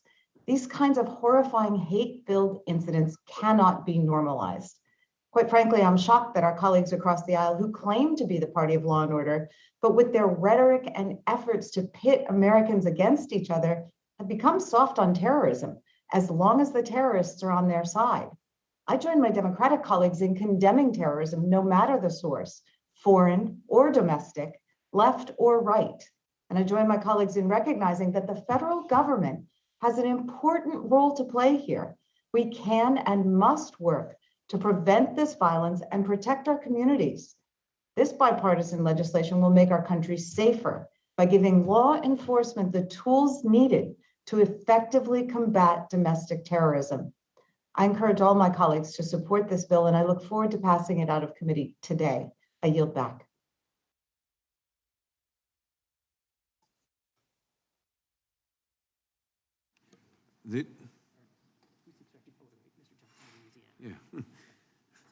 The gentlelady yields back. For what purpose does the gentleman from Louisiana seek recognition?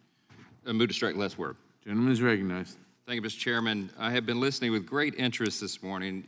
Certainly want to associate myself with the comments made by my colleagues on this side of the aisle. We've really heard some absurd statements this morning out of our Democrat colleagues. We were all intrigued on this side to hear just a few moments ago the suggestion that now the Democrats claim they are the ones who support and want to fund law enforcement. And of course, that must be a joke. I mean, it must be a joke. We have long videos of highlights of virtually, seemingly every member of the Democrat caucus in the House breathlessly saying over the last year and a half or so that they wanted to defund the police. And clearly there's a big chunk of the caucus that has made it their #1 issue, including a couple of members of this committee. I think in particular Congresswoman Bush and Mr. Jones and others that this is the thing they talk about all the time. And so I was just curious to hear some of my friends over there disclaiming this when their own colleagues are sitting down the aisle. Let me rebut a couple of things that were said. Someone has said here just a few moments ago that the American Rescue Plan gave money to law enforcement. That's not true. It did not explicitly give any money to law enforcement. It gave money to states and localities to spend as they see fit. Now, thankfully, some of them have used wisdom and applied it appropriately with the shocking rise in violent crime, the rising crime rate, and they've spent it in that manner. But that was not by the direction of the Democrats in Congress. Come on. I mean, we've seen historical revisionism, but this is just absurd. I sent a letter to President Biden on July 22nd of last year asking him to direct the Treasury Department to specify that a portion of the American Rescue Plan funds be devoted to law enforcement. You know what I got in response? Nothing. I CC'd Secretary Yellen. Nothing. That did not come from the White House. It did not come from the Democrats of Congress. And look, the American people are onto this. It's a joke. I want to yield the balance of my time to Mr. Bishop. I thank the gentleman for yielding, and I was struck. The thing I love about Mr. Bentz is he always reads every word carefully, and there's no substitute for that. And to a point that he made, and it triggered a thought in me that I thought also worth making here. When we talk about this domestic terrorism terminology being sort of reinvented constantly, blurred in terms of what's being talked about, and sort of transformed into, amazingly enough, a cudgel to use for a political agenda. That's what has transformed this situation from this bill passing on voice a year ago to where we are today. But the point Mr. Bentz made on pages 11 of the bill and page 12, a reference to domestic terrorism threats, the terminology domestic terrorism threats. So you got the question, what does terrorism activity relate to? You had that interaction with the chairman, and of course that term's yet another one, and it made me think of this. Department of Homeland Security on February 7 issued from the National Terrorism Advisory System a summary of terrorism threat to the U.S. homeland. And included among the items that it lists are the proliferation of false or misleading narratives which sow discord or undermine public trust in U.S. government institutions. That's the domestic terrorism threat of a threat actor. Okay. And this is not something that's just written on the back of an envelope. This is from the National Terrorism Advisory System. I mean, I don't even know who's responsible for it. I intend to find out when Republicans are in control. But if you go down further, it makes reference to there's widespread online proliferation of false or misleading narratives regarding unsubstantiated widespread election fraud and COVID-19. So we're back to where we were. I thought we were past that by now, where if you had a lab leak theory you were interested in and decided to advance that, you were shunned from Facebook for a time. Now you're a domestic threat actor. So why in the world would we be at all concerned that this bill, that the new authorities and structures created at the FBI might be turned wrong against Americans who are expressing First Amendment activity? And with that, I yield back to Mr. Johnson. Thank you, Mr. Bishop. Well said. I yield back. I'm out of time. Gentleman yields back. For what purpose does the gentleman from Georgia seek recognition? I move to strike the last word. Gentleman's recognized. Thank you, Mr. Chairman. My colleagues on the other side of the aisle in the Republican Party may find it hard to believe. Maybe they are in denial, or they just simply don't know. But the fact of the matter is that domestic terrorism and hate crime is nothing new in this country. It has existed from the inception of this country.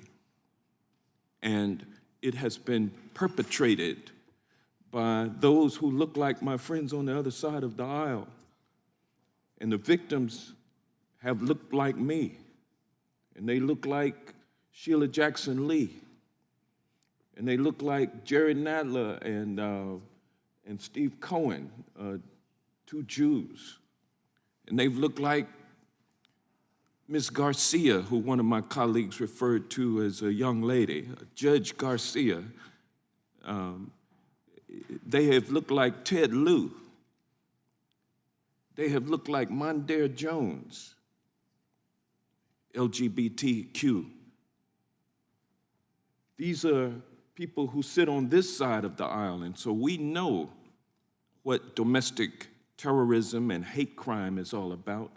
I'm from the great state of Georgia, representing eastern suburbs of Atlanta. Atlanta was the place where 1 year ago today, 8 people killed by white supremacists, 6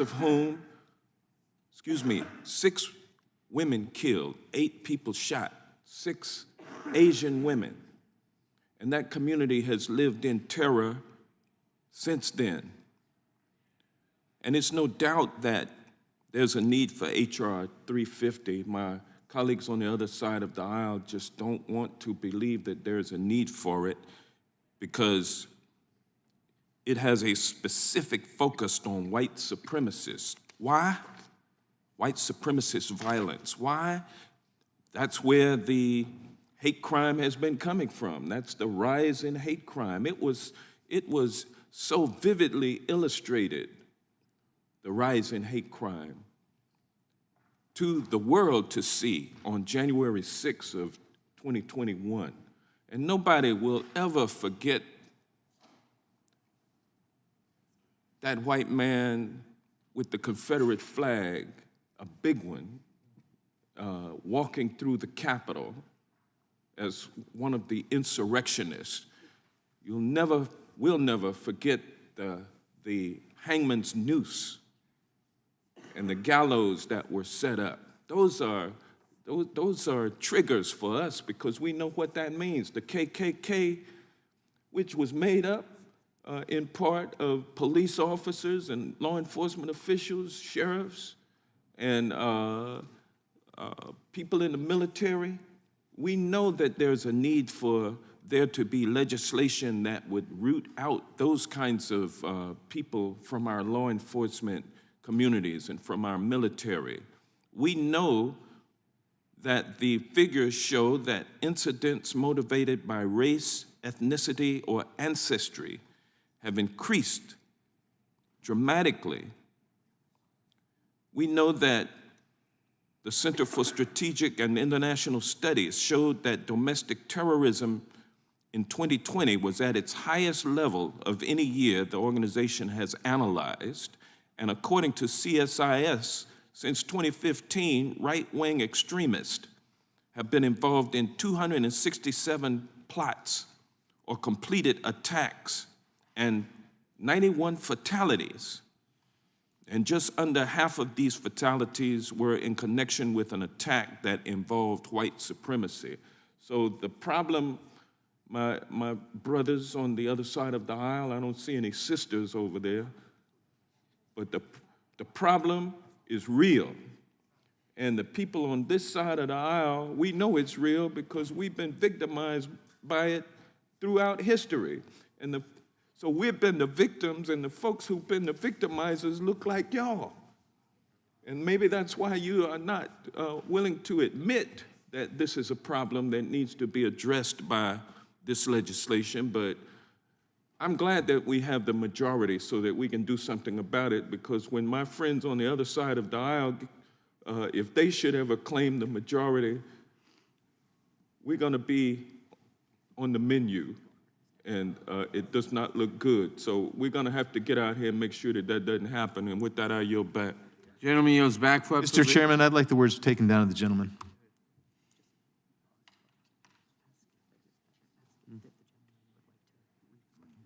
Would the gentleman like to rephrase? I'll retract. Okay. I accept that, thank you. For what purpose does the gentleman from Texas seek recognition? As to strike the last word.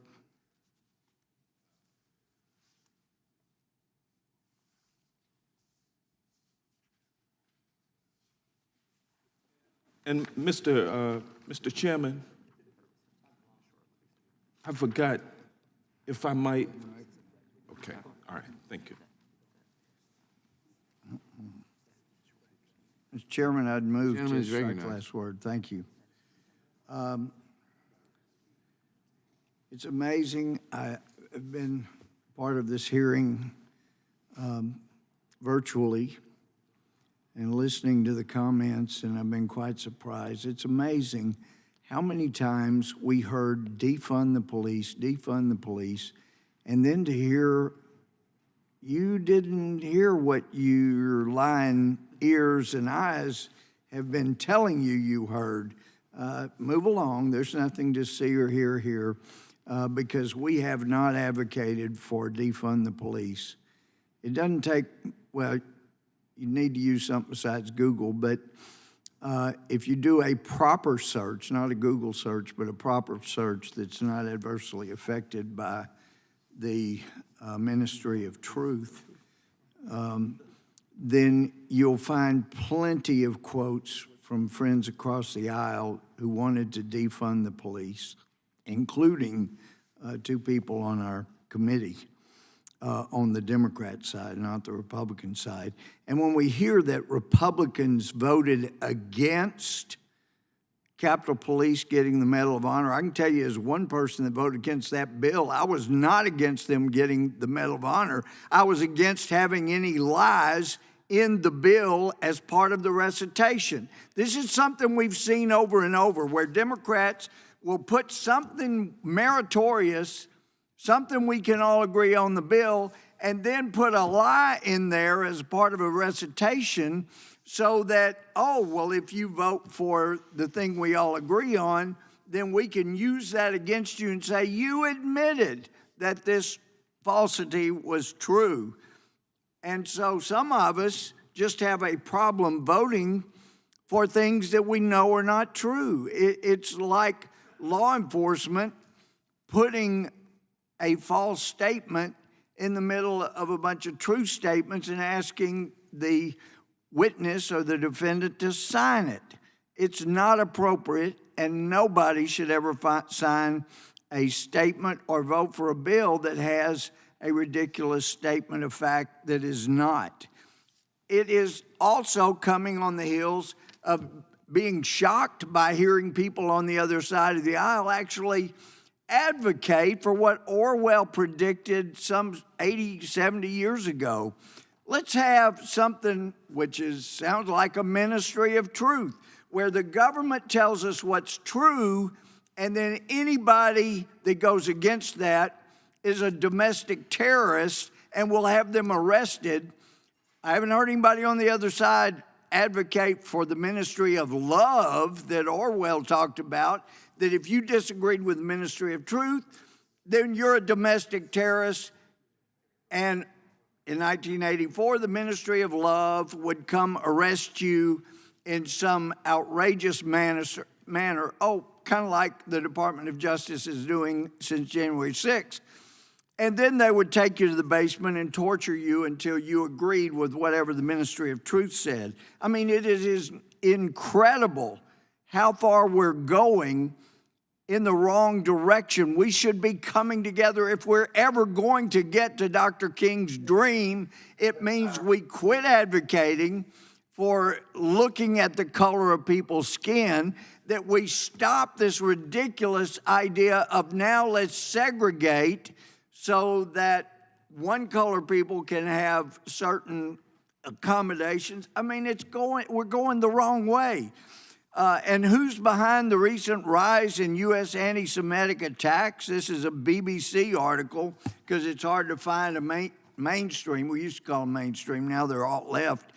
But in this article, it says violence and harassment targeting American Jews broke out coast to coast amid the 11 days of fighting between Israelis and Palestinians that ended in a ceasefire on 20 May. This is from 2021. Incidents including outdoor diners in Los Angeles who were physically attacked by a group carrying Palestinian flags, violence against Orthodox Jews in New York City, home to the largest population of Jews outside of Israel, and Nazi imagery posted on synagogue in Alaska this week.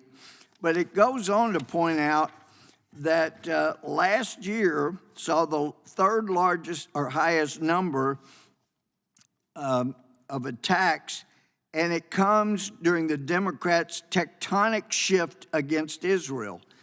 That's worth noting, and it's worth getting into the record. I yield back.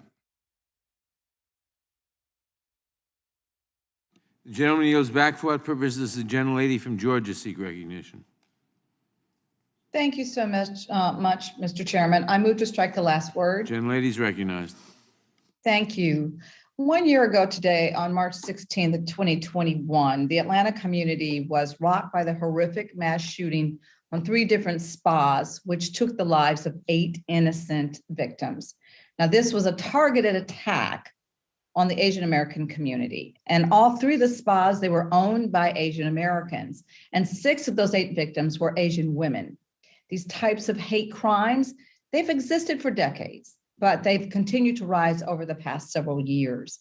The Domestic Terrorism Prevention Act would actually help us to stop these horrendous hate crimes from happening. And it would also help to stop our communities from continuing to reel with the pain and the loss that so many have felt and they continue to feel. DPTA would finally create dedicated domestic terrorism units within our federal executive departments, who would be tasked with monitoring, investigating, and prosecuting cases of domestic terrorism. Additionally, based on joint biannual reporting to Congress, these offices would focus their resources on the most significant threats. And importantly, in preparing these reports, the newly created offices would review hate crime incidents to determine if those incidents constitute domestic terrorism. 1 month ago, our Crime, Terrorism, and Homeland Security Subcommittee held a hearing on the rise in violence against minority institutions, calling attention to the increased domestic terrorism threats made against historically Black colleges and universities. In my home state of Georgia, 3 institutions have received bomb threats over the past few months. These include Spelman College, Fort Valley State University, and Albany State University. So hate crimes like this undermine the safety and the security of our institutions. So the Domestic Terrorism Prevention Act of 2021 really makes it much easier for our federal agencies to get the information that they need to keep our schools, our communities, and our nation safer. Domestic terrorism is not just a threat to Atlanta or to HBCUs. It is a threat to all Americans and a threat to our democracy. That's why I strongly urge my colleagues today and every day to vote in the affirmative, but particularly today on this bipartisan bill. It's sorely needed and is sorely past time. And I yield back the remaining. Will the gentlelady yield? I yield to my colleague from Maryland. Thank you so much, Ms. McBath, and also for those clarifying remarks. I needed to intervene because I heard the gentleman from Texas talk about how the Department of Justice is somehow being converted into a ministry of truth. Of course, that has nothing to do with the bill, which is all about responding to actual episodes of domestic violence committed by domestic terrorists. But the gentleman opposes a ministry of truth. He seems to support a ministry of lies.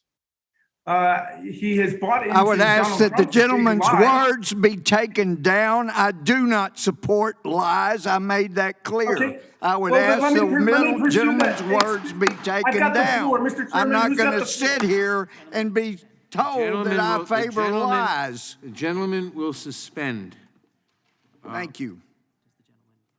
Mr. Chairman, I believe that the gentleman has endorsed Donald Trump's false claim that he won the 2020 presidential I have election. not done so. I have said there was fraud in the election, and that is being borne out by... It has been rejected by more than 60... One at a time. It doesn't change my motion to have the gentleman's words taken down. I won't sit here and be told that Does I the gentleman- support lies. That violates the rules. Does the gentleman from Maryland wish to rephrase? Let's see. I said that the gentleman from Texas is talking about a ministry of truth. He seems to favor a ministry of lies. I was proceeding to talk about his support for Donald Trump's big lie for Donald Trump's I take it statement then the gentleman does not choose to rephrase.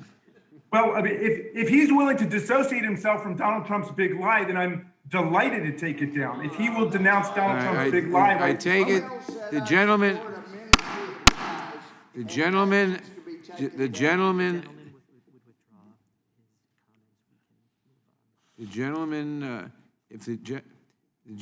gentleman will withdraw his comments, we can move on. If not, we'll have to vote on taking the words down. Based on my understanding that he does not advance Donald Trump's big lie, then I'm happy to say that he is not favoring a ministry of lies based on that stipulation, because I'd understood that he was going along with Donald Trump's big lie, but if he's not, that's terrific, and I just hope Donald Trump doesn't find out. The gentleman said that I support a ministry of lies. That's a lie, and I demand his words be taken down. All right, well, if you're willing to dissociate yourself from Donald Trump, then I'm happy to withdraw that, but let me just say this. He said that there were people from January 6th who were being somehow, I don't know, falsely or wrongly prosecuted. I wonder if the gentleman... The gentleman does not withdraw his remarks. We will have to vote on whether to take down the gentleman's remarks. Mr. Chair, can I make a parliamentary inquiry? Some of the controversy seems to be over Mr. Gohmert's statement that there was a lie in the resolution. If he would tell us what the lie he says was, we could determine whether or not Mr. Raskin's statement is correct or not. It does not change the fact that he said I was supporting a ministry of lies, and that's not true. He also, want to point it out, he misrepresented what I said. I did not say that the DOJ was, it was a ministry of truth. No, the DOJ is the equivalent of... Mr. Gohmert, what was the lie you were referring to? Would Mr. You're Raskin... changing the subject from my demand the words be taken down. Will suspend. Will Mr. Raskin agree that Mr. Gohmert was not personally lying? Oh, I never said he was personally lying. The gentleman agrees he's personally lying. It is personally not lying. The words, therefore, cannot be... all I said is I never said that he was lying. The gentleman will suspend. The words, the gentleman has said that he did not call the gentleman from Texas a liar, that he was not personally lying. Therefore, there is no occasion to take down anybody's words. And who had the time? I forget. And Mr. Raskin will continue his remarks. He has a minute and a half left. I appreciate that.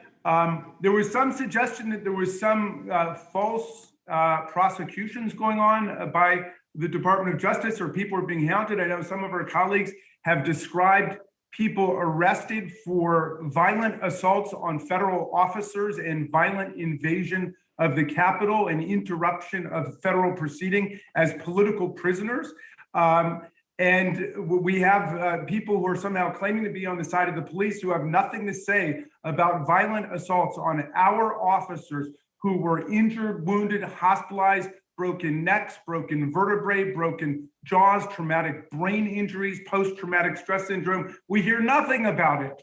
It's remarkable. So look, either you're going to oppose domestic terrorism across the board, or you're not. And I oppose it across the board. If you look at the language of this legislation, it puts us squarely against domestic terrorism across the board. But there's some people who seem to want to be forgiving and indulgent of domestic terrorism if it comes from people who they view as being on their side against critical race theory. And that is a very dangerous moment for American democracy when the two major political parties are not standing together against violent domestic terrorism against our institutions. So I think that's just a sorrowful and tragic moment.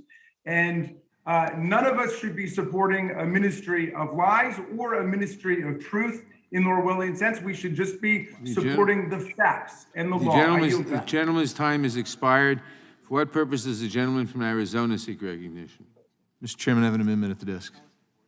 The clerk will report the amendment. Reserve a Chairman, point I of order, reserve a sir. point of order. Point of order is reserved. Amendment to the amendment in the nature of a substitute to H.R. 350, offered by Mr. Biggs of Arizona. Page 16, line 10. Amendment will be considered as read. The gentleman is recognized to explain his amendment. Thank you, Mr. Chairman. So many school children received their school lessons through remote learning over the last 2 years, and many parents grew concerned at the ineffectiveness of the virtual classroom. And circumstances of this learning environment have been bad enough. Fortunately, as their children received instruction from their schools under less than optimal circumstances, many parents' eyes were open to what their children were being taught in school. As a result, these concerned parents began attending school board meetings in greater numbers, voicing their outrage at the various anti-American ideals. What was the response of the school boards? Was it to listen to the parents, consult parental input in their children's education? No. School boards had their national association, the National School Board Association, write a letter to President Biden requesting that the Patriot Act be used in an effort to restrain these parents. Obviously, the Patriot Act was never intended to be used in this manner. Former Chairman Sensenbrenner, the primary author of the Patriot Act, stated that the Justice Department, quote, lacks authority to invoke federal anti-terrorism laws to chill protected expressive conduct, close quote. Less than a week after receiving the letter, the Attorney General wrote a memo directing all U.S. attorneys to meet with local law enforcement, and coordinate with the FBI on how to investigate threats against public officials at school board meetings. In a press release that followed the Attorney General's memo, the National Security Division's involvement was mentioned. According to a whistleblower, the FBI's Counterterrorism Division has been tasked with implementing the Attorney General's directive. And Mr. Chairman, without objection, I submit the whistleblower's comments. Without objection. Thank you. That whistleblower revealed to us that the FBI created a threat tag, edu officials, to label and track parents. This is unacceptable. My amendment merely ensures that the FBI does not use the edu officials threat tag or create a similar threat tag to identify and track concerned parents. We must ensure that parents do not have their First Amendment rights of speech, petitioning, and assembly trampled by an overzealous federal government. And one way to think of it is, this was brought up earlier by Mr. Bishop, is that just recently, the Secretary of Homeland Security issued a terrorism advisory bulletin, which indicated that widespread online proliferation of false or misleading narratives regarding unsubstantiated widespread election fraud and COVID-19 would be narratives that need to be investigated as domestic terrorism. Similarly, putting a threat tag on parents who merely show up at school board meetings to question the acts of school boards can be very problematic and goes beyond the scope of this bill. That's what this amendment does, and I would urge also, Mr. Chairman, that a November 18, 2021 letter that was submitted to Director Wray by the ranking member be admitted into the record. Without objection. Thank you. And with that, Mr. Chairman, I will yield back the balance of my time. Gentleman yields back. I will recognize myself in opposition to the amendment. In the past several years... Mr. Chairman, I believe I have a point of order preserved I'd like to be heard on. No? The amendment is germane, so there's no... Yeah, but I withdraw mine. Cicilline may have another one. I don't know. I'm sorry, I'll withdraw mine as well, Mr. Chairman. Okay, thank you. The points of order are withdrawn. In the past several years, incidents of domestic terrorism struck communities around our country. HBCUs were recently terrorized by a wave of bomb threats. Asian Americans were the victims of unconscionable violence, and the sanctity of our houses of worship was pierced by hostage-taking and other acts aimed at harming and terrorizing minorities. If these heinous acts are left unanswered, they'll continue. Doing nothing is not an option. This bipartisan legislation provides the resources and tools that law enforcement and communities need to combat these threats. While some Republicans continue to construct straw men to distract from their record on domestic terrorism, we're moving forward with bipartisan legislation that will make our community safer for everyone. And I oppose the amendment because it creates a carve-out to the anti-terrorism legislation, essentially for school board officials. It would prevent the beneficial effects of this bill from helping school board and other education officials. So on that basis, I oppose the amendment, and I urge all my colleagues to oppose the amendment. I yield back. Does anyone else seek recognition on this amendment? Mr. Chairman. For what purpose does Mr. Bishop seek recognition? Speak on the amendment. The gentleman is recognized. It does seem to me, this is the, it's just yielding to the gentleman, make sure, because I was talking to Mr. Government, but this is the one about the threat tag edu officials. Is that correct? Yes, it is correct. That's the amendment. So, you know, we've had charges and countercharges, and I regret that members of the majority have twice had to have retract words to avoid having them taken down. And we really ought to be able to have a discussion around this. You know, it's interesting. I think one thing I've seen is I've come up here and been here a relatively short period of time. I didn't retract any words. Did somebody interrupt me? I just asked if you would yield because I didn't retract any words. Yeah, no, I'm not. Then I'd ask his words to be taken down. He retracted his retraction. Thank you, Mr. Chairman. I appreciate that. And I understand why there's a little indiscipline there about because you feel badly about what you've said, I'm sure. But, you know, it is striking that we have this situation. Of course, the people on this side of the dais believe we've hit upon something that's of grave concern. We've articulated it, I think, reasonably well. On the other side of the dais, people their breath is taken away. Some have said that we would be concerned about this. But Mr. Biggs's amendment is so simple. How about some show of good faith? Here we are. You know, that we wouldn't know anything about the edu officials' threat tag. And I hope I'm not repeating, Mr. Biggs, what you said. As I said, I was partially distracted for a moment. But we wouldn't know that there is a threat tag created, popularized, disseminated around the FBI by the Counterterrorism Division to establish this threat tag edu officials to associate it with parents of school children who went to protest at their school boards. We wouldn't know about it except for an FBI whistleblower.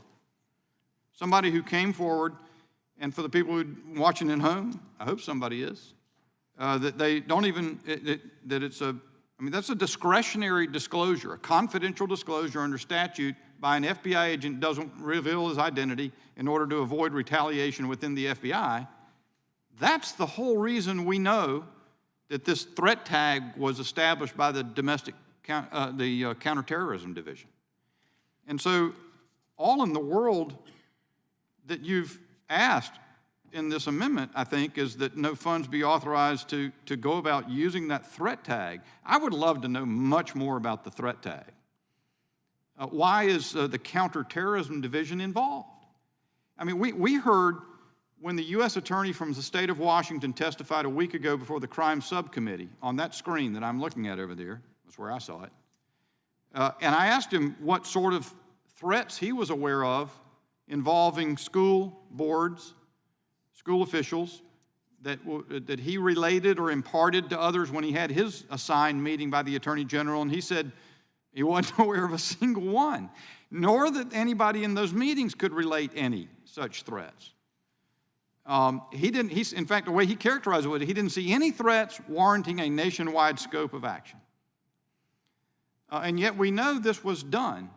So if there's the slightest good faith desire on the part of the majority that's putting this bill through a markup to allay the concerns that are triggered by that sequence of events, even until, you know, notwithstanding that we have been denied the opportunity to obtain a full accounting about it, then what a simple amendment. What would be wrong with that? What would be wrong with taking one step to assure the minority that the concern is genuinely about the threat of domestic terrorism that confronts us all, not about the sort of stuff we see in the Homeland Security Threat Bulletin that I read from earlier, talking about misleading speech, you know, that is disinformation and misinformation about COVID-19.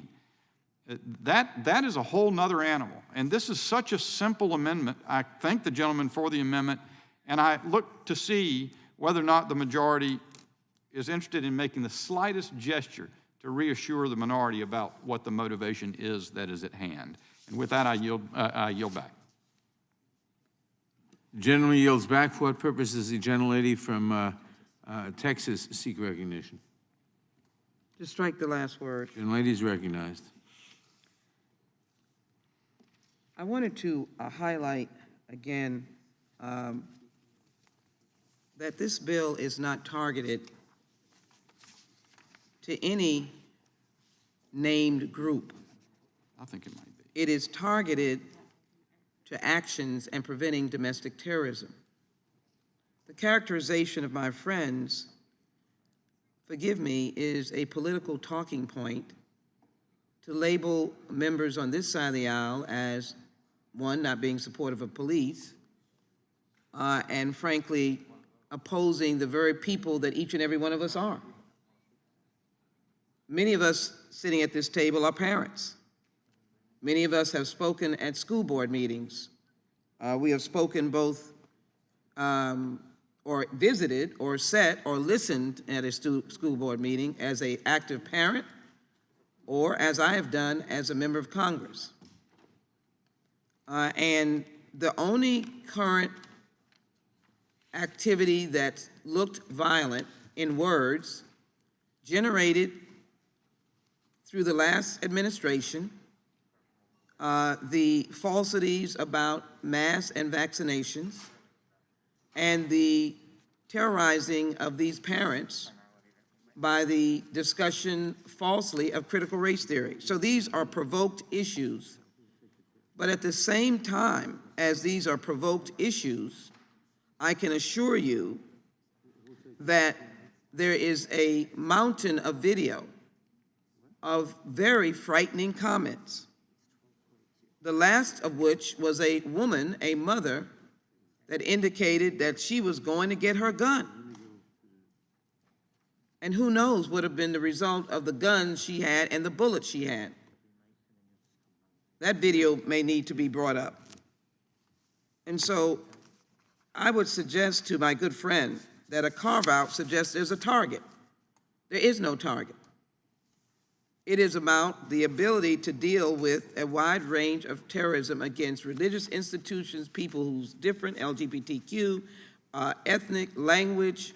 All of that is the basis of this legislation. I thank Mr. Snyder for his thoughtfulness. This is a meaningful bipartisan bill. This is dealing with communities of faith and ethnic minorities and others. And so let it be very clear. I am interested in thoughtful amendments, but I'm interested in saving lives. And thank you, General Garland, and thank you, President Biden and Vice President Harris, for recognizing that in this nation, it is not a sin to talk about race, racism, to talk about anti-Asian hate, which we just honored on the steps of the United States Capitol, of those 8 Korean persons, Asian persons in Atlanta that were murdered by a person that was hateful and used violence. And as someone said at that ceremony, don't attribute it to sex addiction, attribute it to hatefulness. And that generates violence. So all I can say to you is that I don't think this is a constructive amendment. I don't think there is a need to carve out. I don't think there is a threat against school boards. There's not a threat against parents. It is simply a bipartisan effort to deal with the underlying, the undergirding, or the dangers that we've been facing over the years because people are listening to wrong information, wrong-headed information, dangerous information, and most recently it was the last president that we had in the United States who prolonged and provoked and started his campaign on hate, and he continued it for 4 years. Would the gentlelady yield? I think I will yield back at this time, and I'm often eager to yield, but I will not at this time. I believe this amendment is not ready and constructive, and I'd be happy to yield back at this time. Thank you. Does anyone else seek recognition? Mr. Chairman, Gentleman from Texas, Mr. Gomer, is recognized. Thank you. To strike the last word on this amendment, just to quote Department of Homeland Security Counterterrorism Coordinator John Cohen, he testified that the DHS hasn't not found evidence of rising violence against educators, refuting the ostensible reason that Attorney General Merrick Garland launched an ongoing investigation into the matter. Cohen said, quote, "We did reach out to state and local law enforcement. There have been some sporadic instances of violence at school board meetings and in educational facilities. However, the information we received is that state and local law enforcement are not seeing widespread action," unquote. I would yield the remainder of my time to the gentleman from Arizona. I thank the gentleman for yielding, and I thank you for bringing up that important set of statistics. The example just used by the chair, distinguished chair of the crime subcommittee, of a woman making a threat to go get a gun. Well, that's not covered in this amendment, is it? She's not protected in this amendment because the amendment says you can't put that kind of tag on somebody with respect to parents voicing an opinion about the upbringing and education of their children. That would not protect someone who actually makes a threat. Now, in keeping with that, when from the document just read by Mr. Gomer, there is no widespread threat that's against school boards, number one. Number two, who should take that up if there is the sporadic threat? Local law enforcement. And they do. They do a good job, and they take that up. And then I just want to comment on something, what I think is a much broader issue. And this is when the distinguished chair was talking about wrong-headed thoughts. Too many people listening to wrong-headed thoughts, something to that effect. In America, free speech, the First Amendment protects speech. Where we have carved out is if there's threats of use of speech to threaten and intimidate. We say that's no good. You yell fire in a crowded theater, you're not allowed to do that. If you commit fraud, we punish fraud. But if I have an opinion about an election that apparently the Department of Homeland Security finds that's not orthodox, that if I have a heterodox opinion about something, that can be classified as domestic terrorism. Whatever happened to the notion that you can have an opinion and express it in America, no matter how repugnant, unless it induces to violence or fraudulent conduct? This bill undermines that. This amendment is just a small step to right the bigger wrong of this bill. With that, I'm going to yield now I've got to yield back to Mr. Gomer, who controls the time. Yeah, yield to my friend. Mr. Gomer, would you yield? Well, he's already yielded to me, so I'll yield back momentarily. I thank the gentleman for yielding. And I know that when I asked the distinguished chairman of the crime subcommittee to engage in a colloquy about her opposition to the amendment, she declined to do that, declined even an interaction on this dais about this amendment. And the question I would have posed is, what harm does the amendment do? Even if you find it not well-founded or insignificant or attending to something that's not necessary to be attended to, at least I can say it was interesting. Back in the General Assembly in North Carolina, we would take minority amendments like that simply to allay concerns and to attempt to develop support for the bill. And I just wondered, that doesn't seem to happen here. And I guess there's something else to read into that. But I yield back to the gentleman from Texas. The gentleman yield? And I would quote George Orwell, "Free speech is my right to say what you don't want to hear." Who was wanting to? The gentleman yield to Mr. Jordan. Yeah, I would just ask the question, how many people have that designation that's in the amendment, the threat tag designation associated with their names today? How many parents? And maybe the more important question is, why don't Democrats want to know that? Why wouldn't you want to, if this is a rampant problem, as the Attorney General said, based solely on the letter from the School Board Association, which they've now apologized for, if it's all over the place, then we'd like to know the number. Or is it more like what Mr. Bishop brought up, where we heard from the U.S. Attorney last week, and he said 0 cases in his jurisdiction? So I don't know why you guys don't want to know. And the guy who can answer that is the Attorney General, if you just bring him back and let us talk to him. Gentleman's time has expired. Yeah, I guess it has. I'll now recognize the gentleman from Rhode Island, Mr. Cicilline. Thank you, Mr. Chairman. And I would just say in response first to Mr. Biggs' argument of why not just pass the amendment even though it's irrelevant, it's responding to an issue that doesn't exist, what's the harm?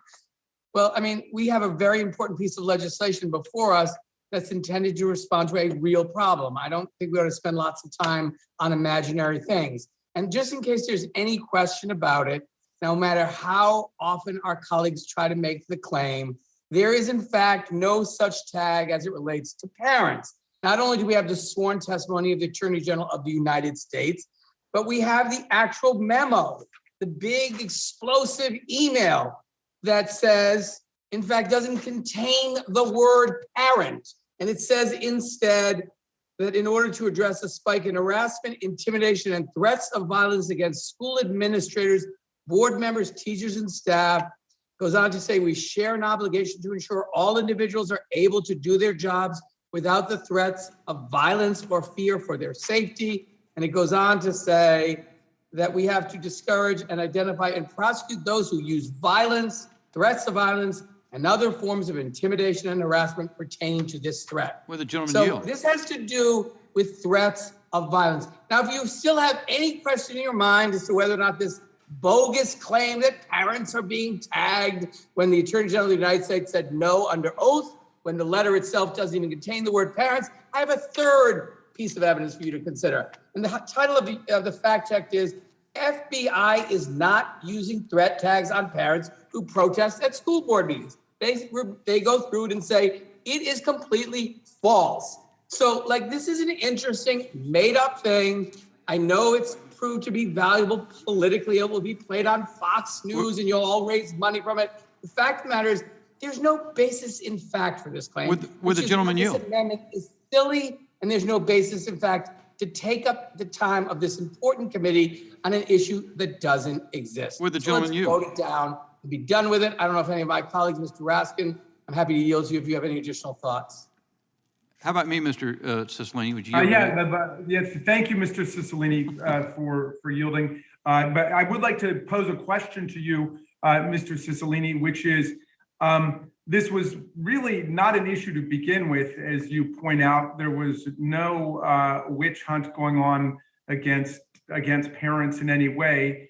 There was an apology made immediately, it was retracted, and yet some people are making a bigger deal out of this than January the 6th. Some people are making a bigger deal out of this than Vladimir Putin's invasion of the Ukraine with the encouragement and cheerleading of Donald Trump, who called him a genius. What is behind this obsessive, ridiculous focus on a non-issue?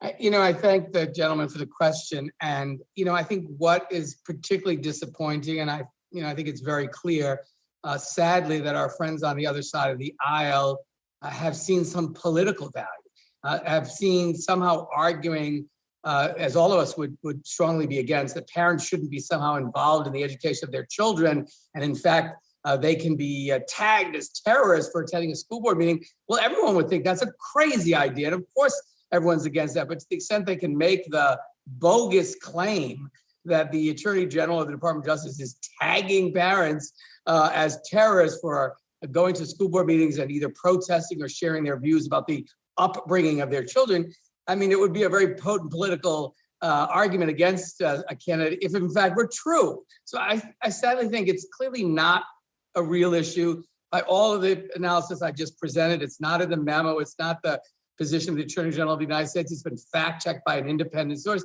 But the only thing I can think of is that they think if they keep saying it, that somehow it will become true, like they keep saying, all Democrats are defunding the police, but that's just not true. So I sadly think, we're getting close to an election. This is about a desperate attempt to regain power so they could, proceed with agenda that I frankly. Could I ask you, if I could ask you one other question, Mr. Cicilline, because I know you're the student of this kind of political rhetoric. But look, there's a deadly serious issue here, which is real violence that is killing real people in churches, among African-American parishioners in South Carolina, among Jews in Pittsburgh, in the Hispanic community in El Paso, Texas. Across the country, nobody is safe from this, and it came right here on January 6th. Why would people want to be distracting us with these irrelevant issues at this point? And because so many of our colleagues have remained silent and haven't even condemned the activities. Some have described them as just tourists visiting the Capitol. So I think that answers the question. Gentleman's time has expired. Without objection, I'll enter into the record a March 15th, 2022 letter in support of H.R. 350, written by SPLC Action. And also, I want to enter into the record a USA Today article dated February 15th, 2022, that found that local school officials across the United States are being inundated with threats of violence and other hostile messages from anonymous harassers nationwide, fueled by anger over culture war issues. Reuters found 220 examples of such intimidation and examples. The FBI's Counterterrorism and Criminal Investigation Division created an Edu Officials tag to track cases that involve threats against school board administrators, board members, teachers, and staff, according to an email exchange between FBI officials attached to Jordan's letter.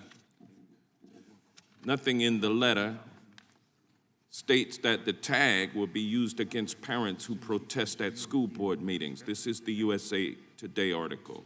Nothing in the letter states that the tag will be used against parents who protest at school board meetings.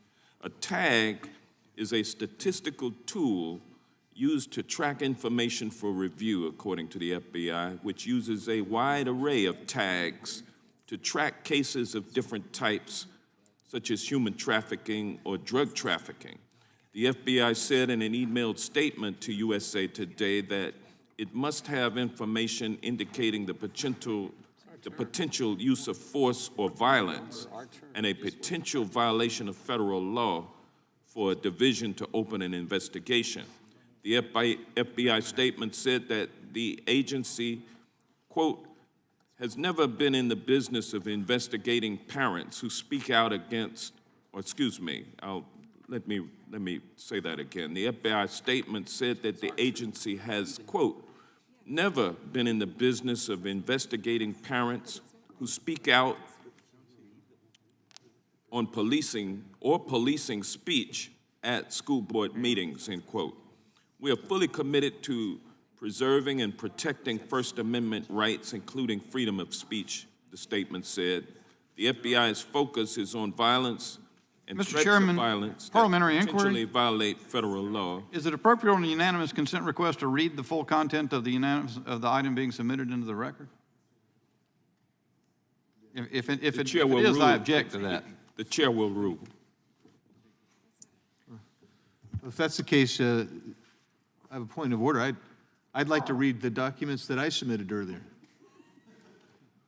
If we're going to start reading them, Mr. Chairman, I would like to. Point of order, it's too late. It's never too late, sir. We haven't adjourned. We haven't adjourned. We haven't even voted on this yet. Gentlemen will suspend. Mr. Chairman. Because a number of members of both parties have to attend a signing ceremony at the White House shortly. Mr. Chairman, it's our turn, though. It's the signing ceremony for the arbitration bill on sexual assaults that we passed a few weeks ago. The markup stands in recess. I'm shocked I wasn't invited to that.